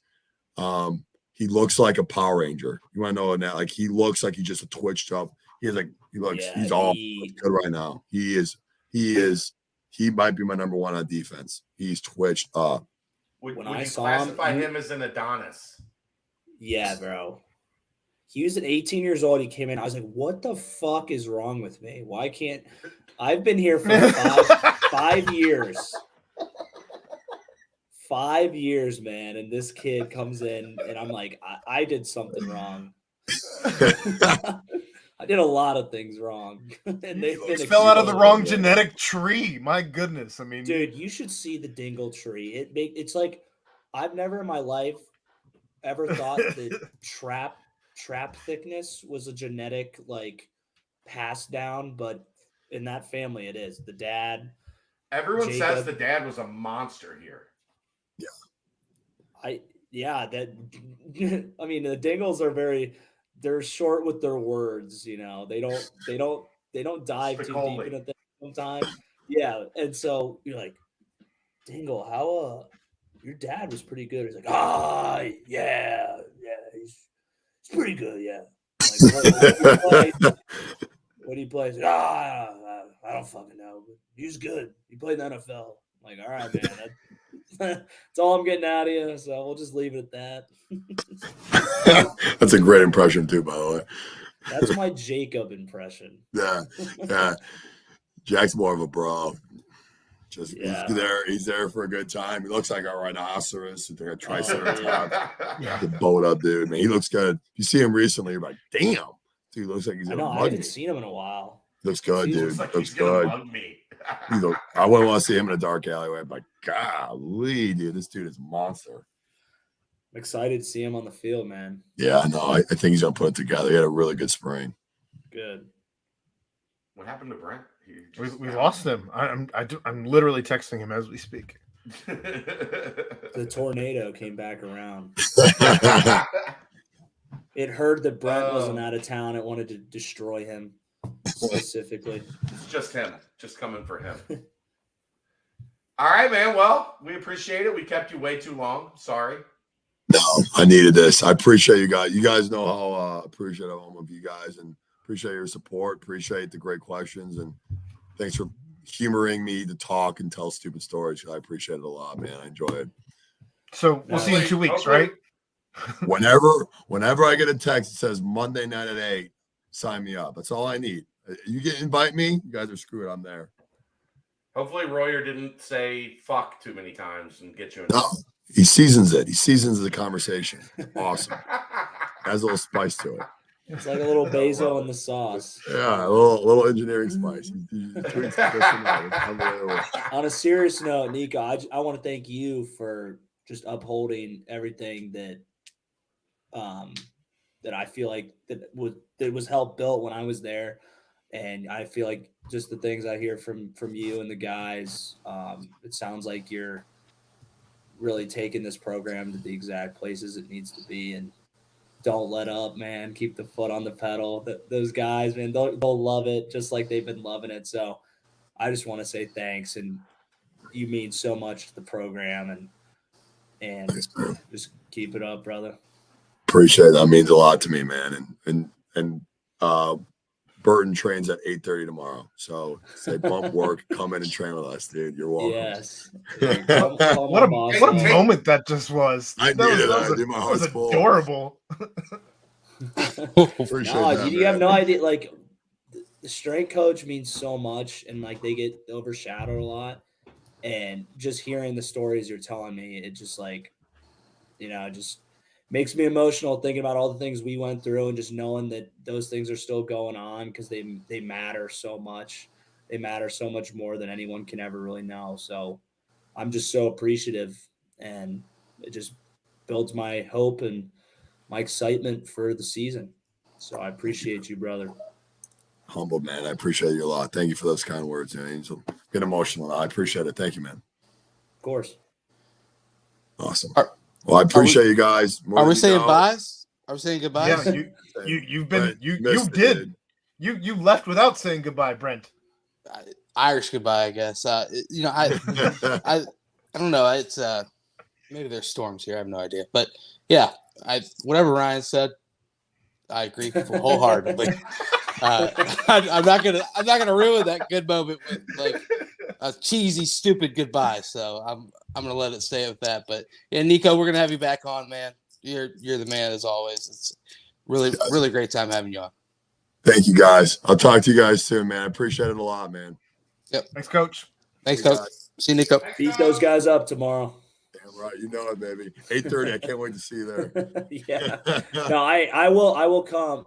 It will be before I'll set something up. It'll be before the 6:30 because I don't want to impede on anything. You're not. More people, the better. I like it All right. like a wild daycare center. Just Okay. wild Yes. things all over the place. Vibe. Ryan is perfect. Babies. Like if I could describe Ryan Royer, it would probably be Wild Daycare Center.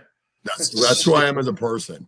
I want it to look like a tornado. Speaking of tornadoes, we can bring this full circle. Like a tornado's gone off and it looks like absolute chaos. So, Ryan, you're welcome to train with the guys. I don't give a crap. Come on in, man. Just want to see you there. If you want it to look like somebody just stuck their head in a fan, he's your guy. God, I want to see what that looks like in general, but that'd be awesome. All right, I'll find a way to reach out to you. We'll set it up. Absolutely, dude. I appreciate you guys, man. Thank you, guys. Yeah. Have a great Thanks, week. Nico. Thanks, See you, Nico. Love you, brother. Love you guys. I'll see you. See. Well, man, that was great. All right, that's it. Had a good night. Appreciate it. See everybody next week. Right. Exactly. I mean, full circle. Man, Nico put out a full the dude, circle on us. the guy. Man, the dude, the Pick guy. one, he's all of them. Amen. Amen. He might have been your best friend for life if he was here when you were here, Royer. Yeah, man. I'm not ruling that out. Yeah, I'm about to Still say the possible. potential It's is definitely very still there. possible. Dude, that stuff just means so much to me because it meant so much to me when I was on the team, and just knowing that like he's like honoring that with his own style, it just it just makes me so happy and proud to be an alumni. So that shit just gets me going. There's not a lot that gets me going nowadays in this world, but that kind of stuff does. Are you back? Are you good? I sure hope so, man. What happened? I don't know, dude. Solar flare. Last thing I heard was Jack Dingle, so that had me hyped. And then I came back and Summoned his name. right. Confirmed He's Adonis. so big and strong that he Confirmed can Adonis. take down your computer. I think that's what that had to be what it was. But no, Ryan, I agree, dude. I mean, you obviously are the only one here with collegiate experience, but you can tell I've listened to shitload of podcasts, shitload of interviews, this, that, and the other. It's, when you get broken down to the point that strength coaches break you down to, and then they build you back up, you form a bond with them more than you would ever imagine, more than anyone really knows. So Yeah. Nico's kind of got that vibe to him, which is pretty damn awesome to have. So yeah, we got to have him back on because he's great, and he's got one hell of a voice too, man. That is a one that if I had, I'd probably be the number one play-by-play, or I don't even know what I'd be. I'd be some voiceover actor or something. But who Look, knows? Brady was our first love on the BBP, but we're falling in love again. Whoa. Brady, We are. earmuffs if you're listening. I mean, but he No, I left agree. us. No shot. I agree. He left broke our us. He went for heart. the new flashy chick out of town, and we're starting to love again. No, We're starting yes. to love again, and that's okay. It's I'm okay. I'm in love with an Italian. I tell you what.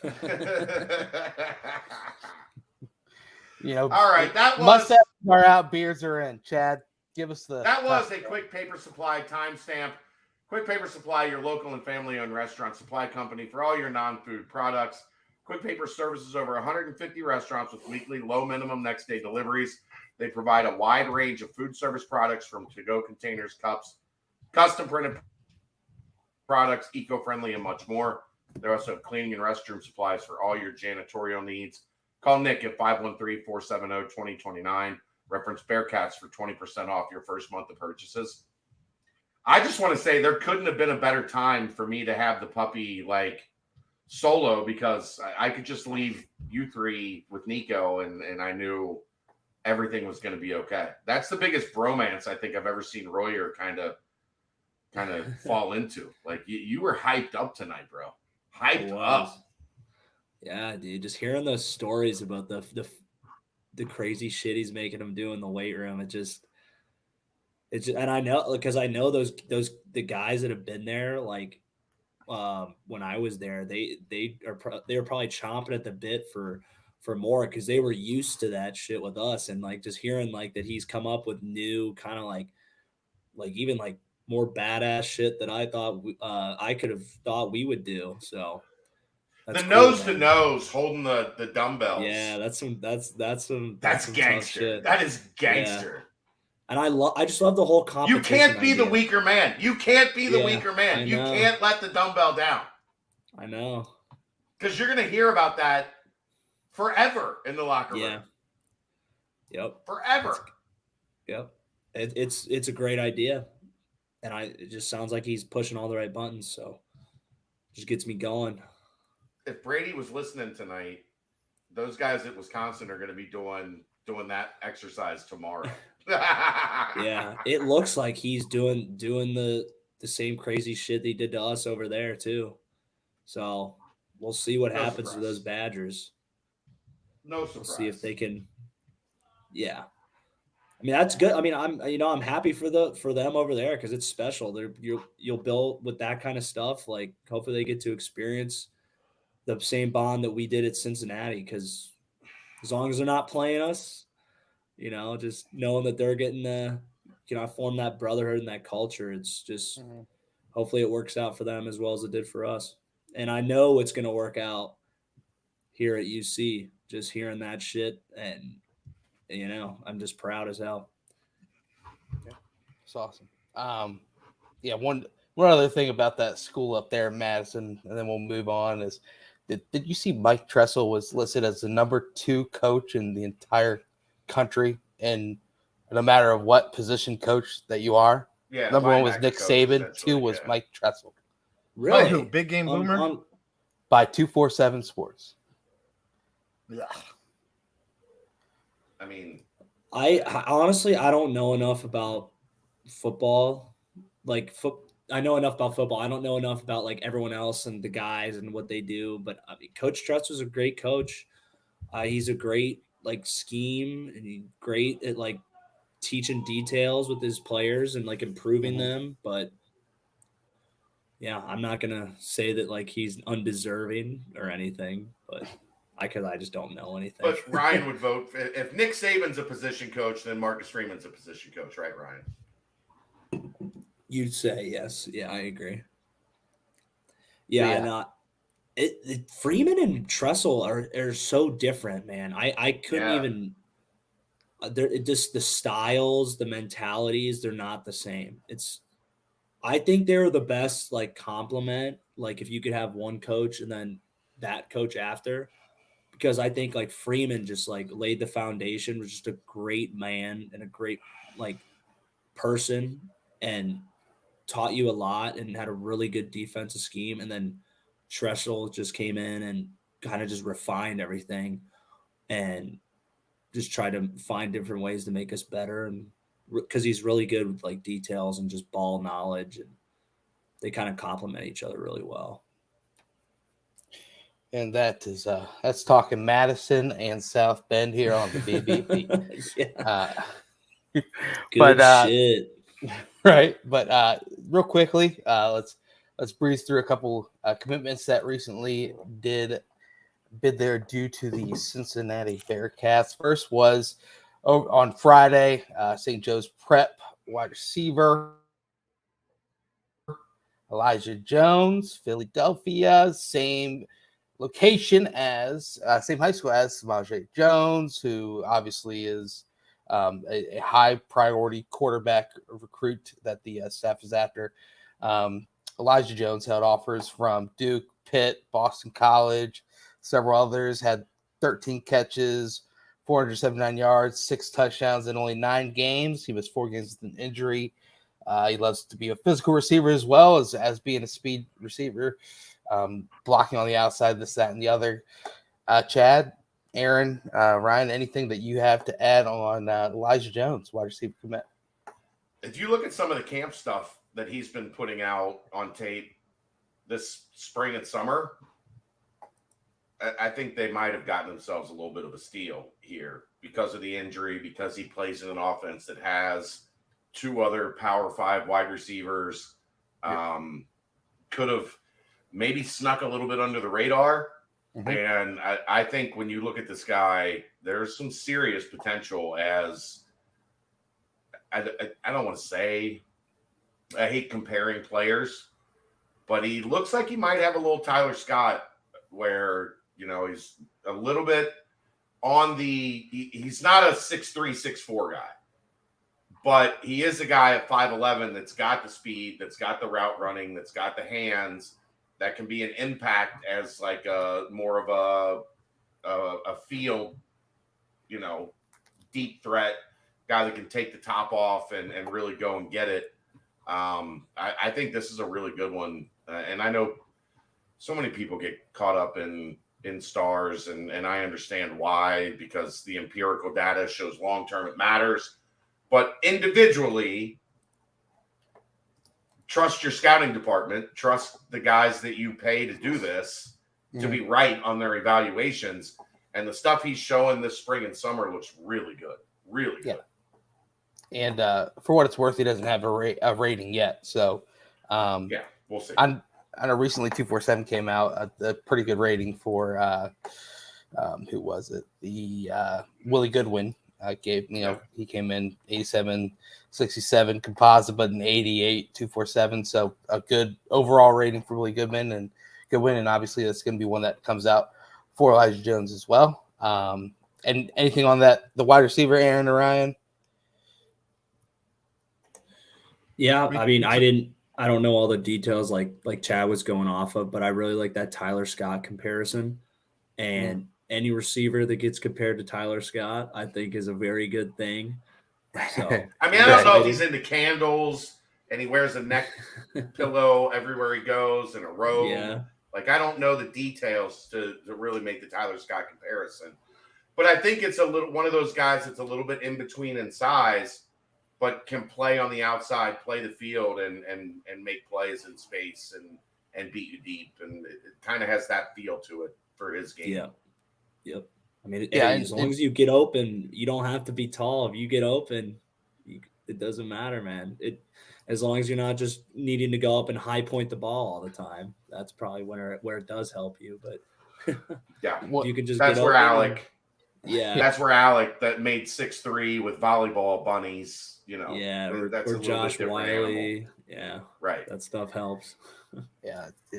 Alec got his mom's athleticism, able to go up and, of course, and catch those balls. Absolutely. But all from the mother.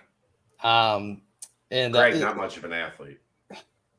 Yeah, and as you said, Chad, he does have 2 other Division I wide receivers on this team as well. So, a lot of there's only so many balls that can go around, and so it's that might damper the amount of counting stats he put up, and then of course being injured for a handful of games as well. But he seems like a real bright kid, and someone that's going to be able to come in and continue to carry on what's already been happening at the wide receiver room recently for the Bearcats. And then of course, just not even an hour before we went live with Nico, running back from Avon High School in Avon, Ohio, Jacorian Cafey commits. And he's a guy that, I was reading an article from his coach. He said that, Kafee is a once-in-a-lifetimer at Avon, which is what all coaches will probably say about the team, about a player on the team. But he continued by saying, by the time it's over, if he stays healthy, he will break every single record ever in Avon for a running back, which is and that's a really pretty good impressive. high school. Yeah, that's not a small that's a place that they play good football and they put guys at the Division I level regularly. Right. He said he has good durability and toughness. He has the great ability to make the first cut to go north and south. He's not going to have that elite track speed, but he is an elite running back who can play for anybody. So, and he's still an 11 flat 100-meter guy. Like, that's not slow. Right. That's a guy. He might not be 10-4, 10-5 like a Trey Tucker or a Tyler Scott, but 11 flat is not slow by any stretch of the imagination. Physical runner, can find the open hole. If you're going to lead your high school in every stat as a running back, that means you're toting the rock a lot, A of all. B of all, it means you're healthy a lot. C of all, it means that you know how to run the damn football. You know what I mean? It can't just fall out of bed and lead the team. Lead your school in career rushing yards, especially the fact that now offenses have started to open up and throw the football more, this, that, and the other. So, the fact that he has the ability to do that or the potential to do that is big time. North and South runner. Who he kind of reminded me of watching the tape was, a little like Ryan Montgomery. A guy that would just continuously hit the hole, pick up the tough yardage, try and get additional yardage on top of it. A guy that seems to know how to play the football, good IQ, and just a guy that I keep going back to it, but wants to be better, wants to continue to improve, wants to play for a winning team. And so now he's come to Cincinnati as a running back, another player out of the state of Ohio as well. Yeah. Gotta love guys that can play the football. Play the football, baby. Play it. Play it. If you cannot play the football, I do not want you to come to Cincinnati. I'll tell you that much. Right. Not one bit. But so hard worker, wants to get better every day. It's a good article from the Morning Journal. They're out of Avon. Where is Avon, Ohio? North. It's in Cleveland. Cleveland? Okay. Cleveland area. The Cleveland. It's for you. But so that's the 15th commitment in the class of 2024 and fourth from the state of Ohio. And, running back and wide receiver, the skills are filling in. Anything more on those two commitments or ready to roll on? No. Good job, All right. Brent. Timestamp football. We can timestamp it. Quick Paper Supply, your local and family-owned restaurant supply company for all your new non-food products. They provide mostly disposable restaurant supplies, products like to-go containers, cups, pizza boxes, to-go bags, can liners, napkins, etc. They've been open since 2009 and are one of the largest minority-owned companies in the city. Call my guy Nick, 513-470-2029, and reference Bearcats for 20% off your first month of purchases. Boom, baby. Wrap it up. There's obviously a Khalil House commitment announcement on Friday, and continue to track that. But something else as well this Friday. We've already mentioned it. Over the past weekend was the Rains and Reds for the first Cincy Rains, and I was there. Great time. Okay, Great time. Electric atmosphere at those Reds games, man. I tell you what, Friday with the cycle, dude, that was the craziest thing I've ever seen. I was there. It's way up there. You were there? Way up there. Ryan, was it wild? It was insane.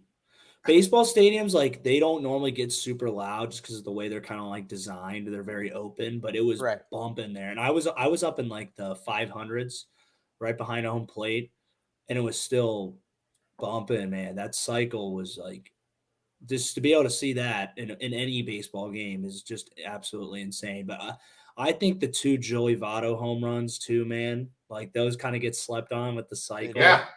Think about that. Second, Joey Votto hit 2 home runs. One of them like put them ahead in the game. My God, yeah. And nobody, like, it was like the 6th most impressive thing that happened.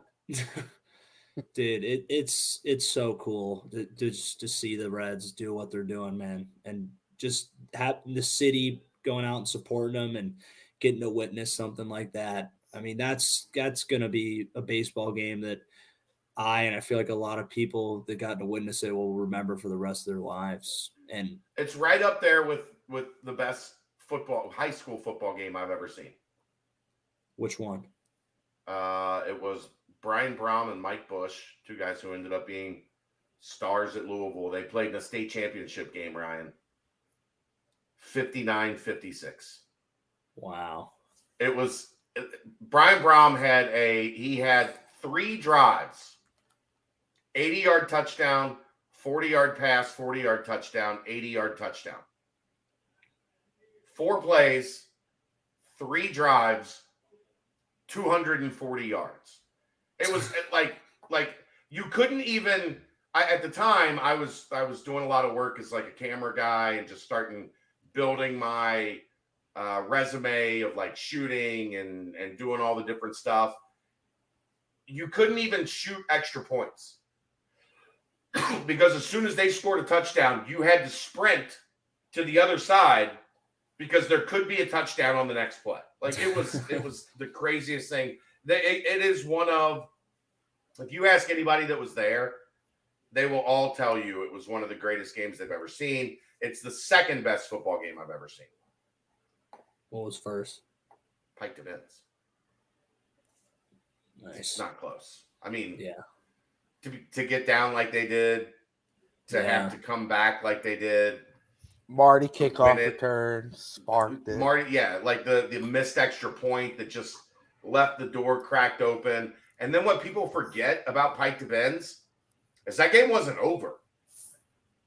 Like Pike to Benz did not end the game. Pitt still had a shot, and all they had to do was get into field goal range, and that Cincinnati defense shut them down. It was freezing cold. Kelly was 2 months pregnant, 2.5 months pregnant with Kelsey.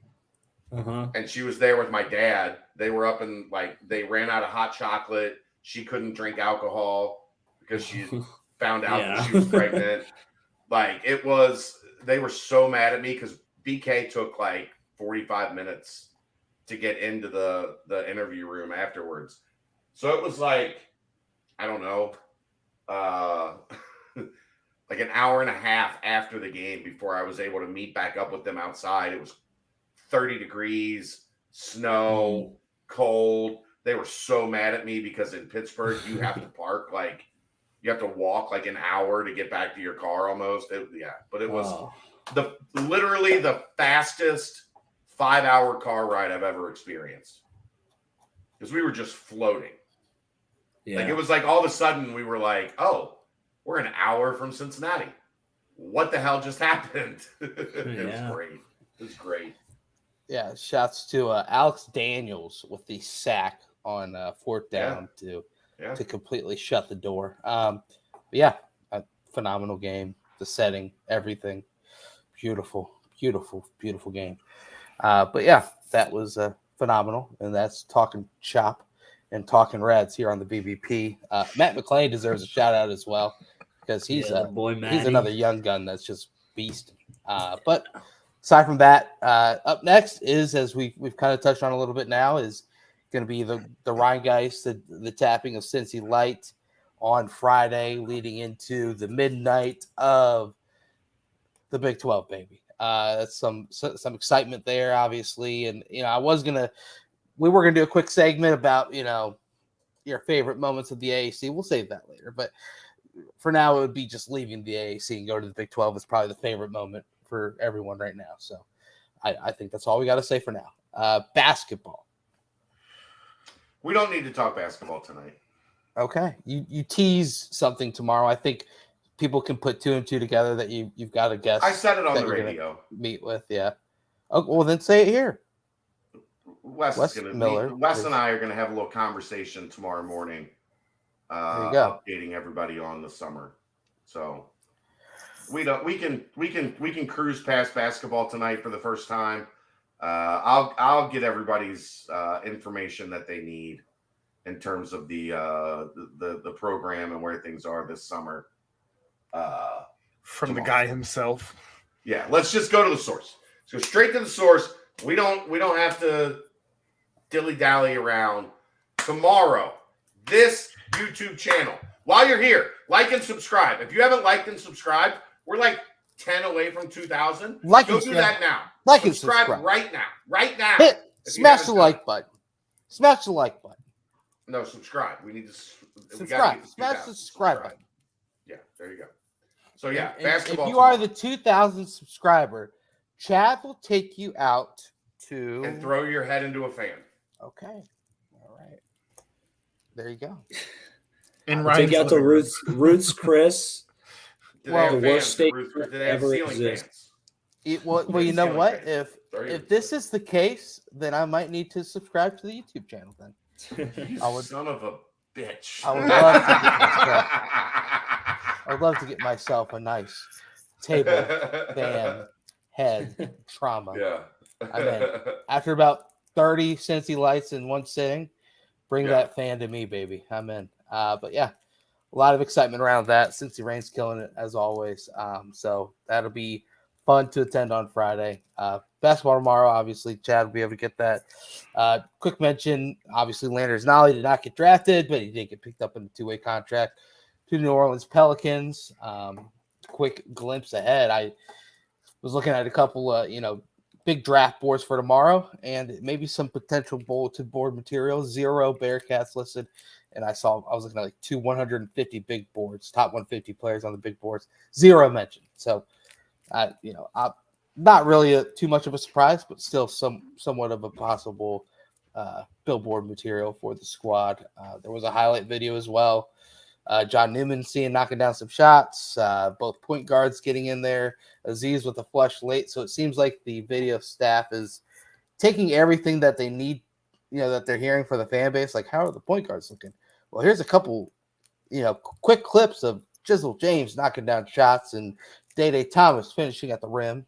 And then here's a lob to Aziz at the end to just remind you that they've got a beast as well. So, we're excited to hear more updates with Chad tomorrow, especially Rayvon Griffith also winning a Monster of the Week. But, Chad, anything on the football recruiting front, because you won't be able to ask that tomorrow to Wes. There are a couple articles that Brett Stein recently authored. Anything more on that front as far as names or events coming up here in the near future?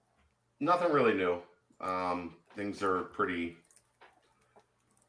everybody knows exactly what's pretty much going on right now. So yeah. The Kirk Kriisa case was pretty open close relatively quickly. So we never got to find out if there was any real smoke there or not. He stayed. Yep. Well, while other Mountaineers enter the portal, he was one that stayed. So that is talking basketball here on the BBP. More tomorrow, obviously, as Chad will be able to get Wes and really deep dive into the old brain of the western of Clifton, if you will. So that'll be good.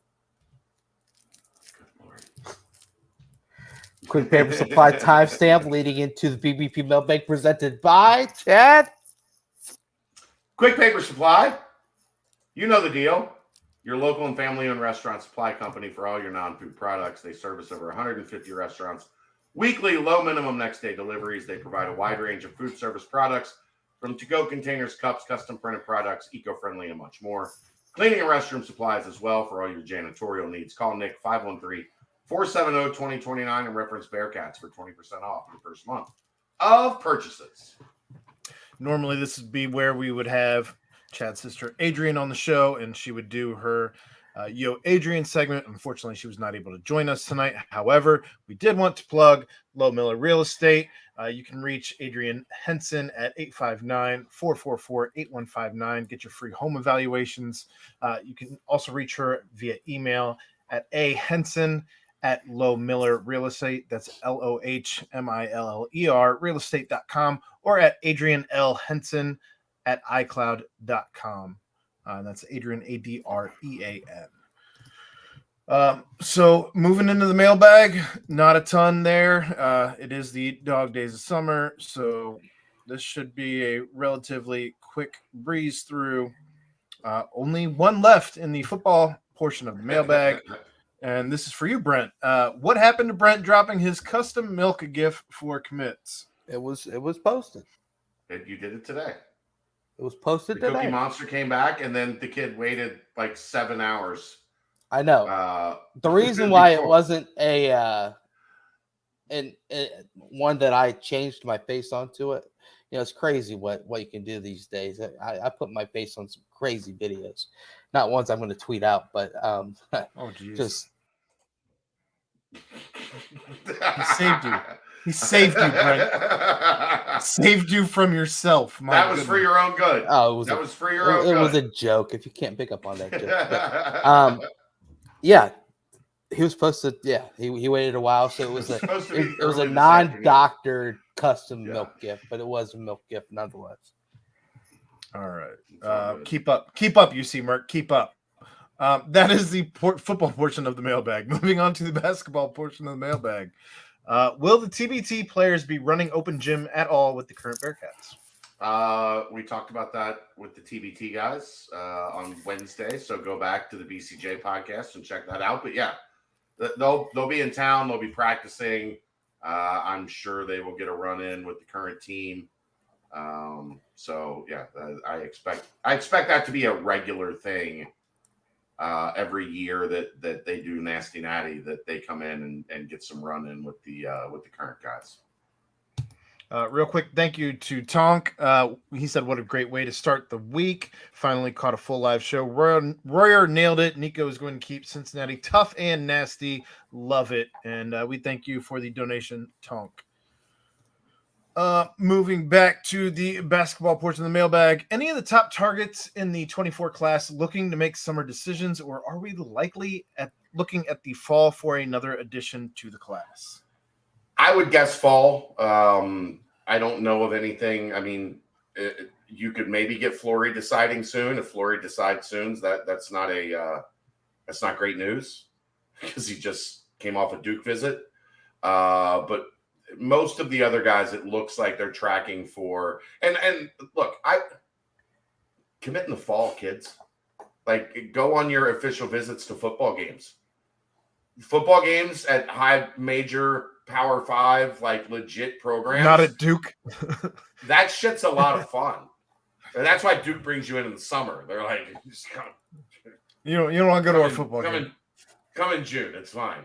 But I like Cincinnati likes to the basketball staff has become infatuated with the recruiting environment at Nippert.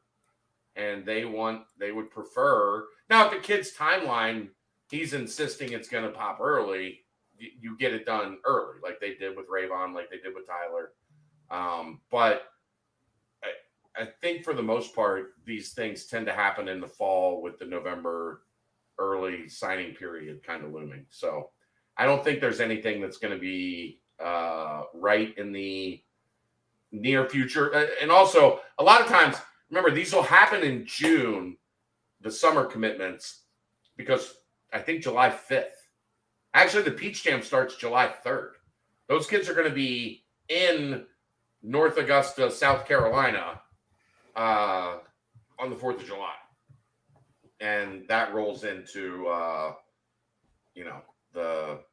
the summer period. But there's actually coaches are going to be on the road again, the entire staff at the end of this week in Charlottesville, Virginia for NBA Players Camp, Top 100 Camp, which is always one of the elite events of every calendar. So they will be on the road. I believe they're allowed there Thursday and Friday, maybe Wednesday, Thursday, Friday, but I think Thursday and Friday. So that's what the calendar looks like. Most of these kids will be waiting until August, September to make their decisions. All right. Who do you think our top competitors for Jace and Travis will be in recruiting battle, excluding UK for Travis? And do you like our chances with both? I guess with either. Jace Richardson, I mean, you'd have to imagine Michigan State's going to be kind of a pain. I don't have a great feel on Jace. How many years does Izzo have left, for God's sake? I mean, that's kind of the question, right? Man. Alabama's made him a priority, Arkansas, Cincinnati. So, but I don't have a really good feel for exactly where that one's at yet. But he visited Arkansas for the UC game, for the UC Arkansas football game, coincidentally. But I think Cincinnati's in a good spot. It's just hard to get a gauge on, like, is the kid going to go where, go play for his dad's coach, or is it a situation where maybe he wants to blaze his own path? So we'll see on that. Travis, it's the typical suspects in the region. Indiana's one to definitely keep an eye on with him. There are a couple others. Kentucky, we'll see. The interesting thing with Travis is going to be the impact of Jasper Johnson, I think, in this region, because there's some talk that Jasper Johnson could move to 2024. Then he becomes, probably the top player in Kentucky and kind of changes the math in the region on guys that are looking. They're both. Travis is more similar to Jasper Johnson than he is to Jace Richardson. I think those two guys could play together. Jace and Travis could play together pretty easily. I don't know. It would be interesting to see how a Travis Perry and Jasper Johnson would look side by side, because I think they're both more combo guards that really can shoot it, but can also, play as a secondary ball handler, or, be a guy that plays both spots. Like the real definition of a combo guard. You can play some at point guard, you can play him some at the two, and he's really effective at both. So there you go. All right. And the last question, the basketball portion of the mailbag. What players are showing up as the leaders on the team in early workouts? Tune in tomorrow. Fair enough. Moving on to the Banks portion of the mailbag. This was actually posted in the basketball portion, but it is not a basketball question. Go to bed, John. John, go to bed. What are you talking about? Is this a movie reference that I don't get?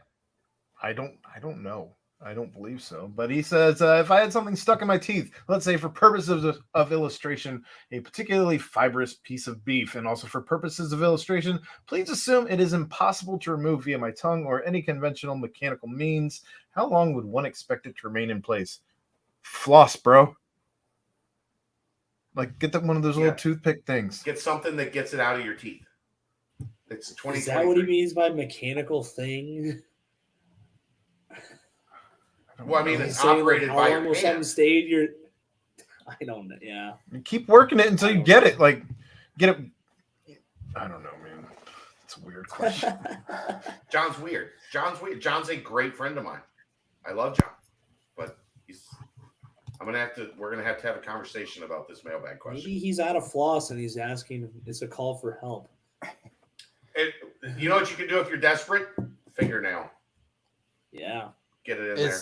Is this like a cry for help? Is this his like way of saying like, hey, like I've got something stuck in my teeth, Chad. Please, I can't get it out. Please help me, man. Water pick. That's a mechanic. That would be mechanical. Is he asking how long it takes beef to disintegrate? I mean, that's an engineering question, man. Hey, I ain't got 2 ounces of an idea of how long that would be. I think that's more like chemistry, biology than it is. Yeah, it might be. Yeah. My answer is just more steak. Eventually, it's all going to go down. Just keep eating. All right, and the last question in the mailbag, of course, is Skins Rapid Fire, Key West or Redneck Riviera? I'm going Key West all day. I've never been to Key West. I've been to Destin. Awesome. I enjoyed Destin. Key West. I've been to Destin too. I liked it. Yeah, I mean, I'll go Redneck Riviera. Had one hell of a time in Destin.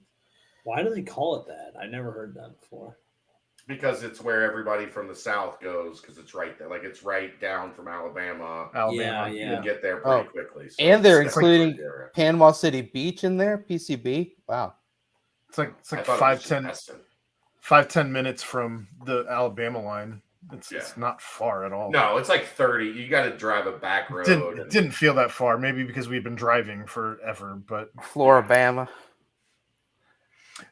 infinity pool or swim up bar? What kind of stupid fucking question is this? Does the infinity pool have alcohol littered around the edge? Right there. Can you go to the edge and get a drink at an infinity pool? If I mean, not, infinity pools are cool swim as up shit, though. sure. But if I'm picking between an infinity pool and a swim up bar, I'm picking the swim up bar 1,000 times out of 1,000. Yeah. I agree.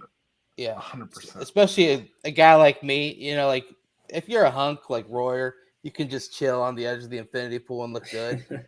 But for me, I'm sitting my ass on one of them stools up at the swim up pool bar Hiding. and just ordering another drink. How about Another how about drink. at a casino resort, like the swim up bar has blackjack? Like those Oh, are really? real. Oh yeah, those are real. There's Fair. swim up blackjack tables.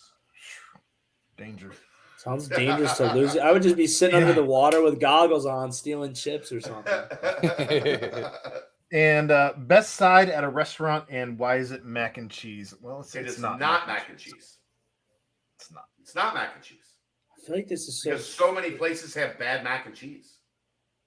What's Also- the best place around here that you've got? Ooh. Side I knew I could get Chad or going best on mac this. and cheese. Best mac and cheese.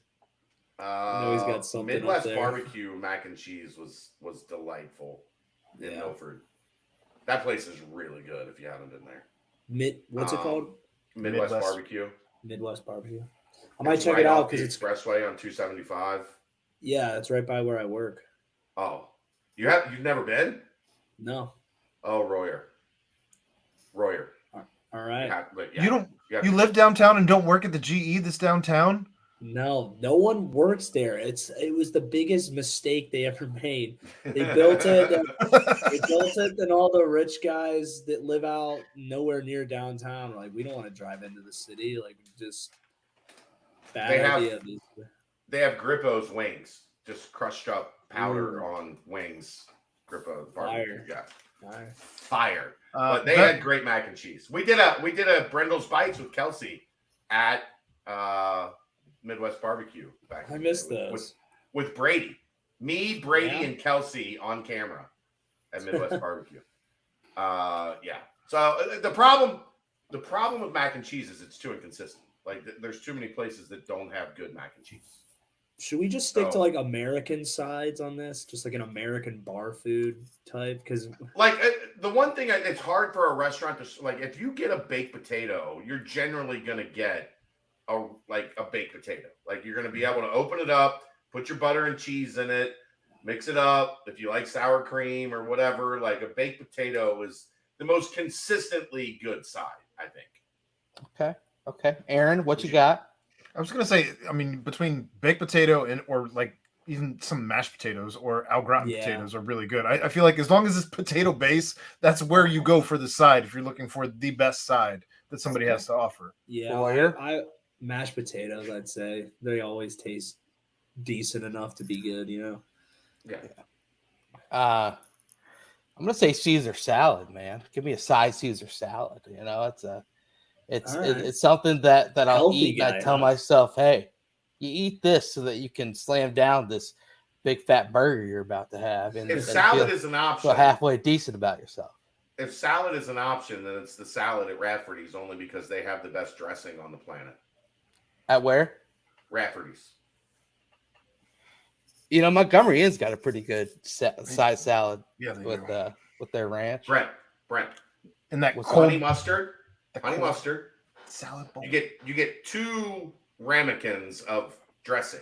Honey mustard in one, hot bacon in the other, which is just hot bacon grease and bacon. Yep. You just dump them both on the salad. God. Oh, Bacon yeah. grease. Oh, This is yeah. salad. Just You just- straight bacon grease What with kind bacon of in it. fat ass establishment is this? Have Bacon grease? Have you never had a hot salad, Royer? No, but I've never heard of someone just dumping bacon grease on their salad. I mean, Ryan, it's legit salad dressing. You Ryan. have a Oh, hot it is. bacon salad. Rafferty's in Florence. It's right off the expressway. Oh Go my there God. and get the house salad. Okay. Am I just gonna be ashamed of myself?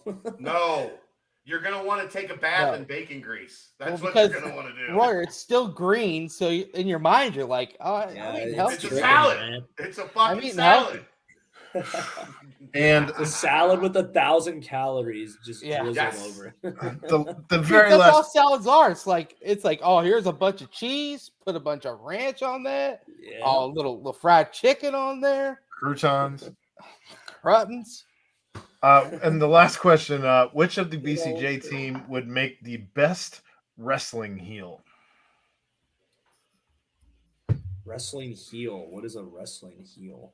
Like The the bad bad guy. Who would be the best to be the Oh. bad guy? Yeah. Listen, people. Oh wait, wrong way. I don't know how to do this. I know it's kind of confusing. Look, The point I'm though- on, like Oh, I'm there a, it is. yeah. Oh, That's yeah. my Yeah, it is. that's my online persona. That's who I am. I'm a wrestling heel. The picture Twitter you, finger like- warrior, Chad Brendel. I haven't argued with anybody on Twitter in months. You've been a that's good. when You've been that's a when good Royer player and, lately. and Nico come in as the Bash Brothers. And just- right. I don't know. I picture you carrying an urn and having a high pitched, squeaky little voice or something. No, that's John Brannon. That's the show. Get us out of here, Brent. Quick shout out. Quick shout out to my sister Kendall. Happy birthday, Kendall. You're the bomb. Shout out to you. Guys, the next time we talk, Big Are- 12. Oh, he's in the Big 12. are we doing a show Monday? Is July Why wouldn't 3rd? we do a show Monday?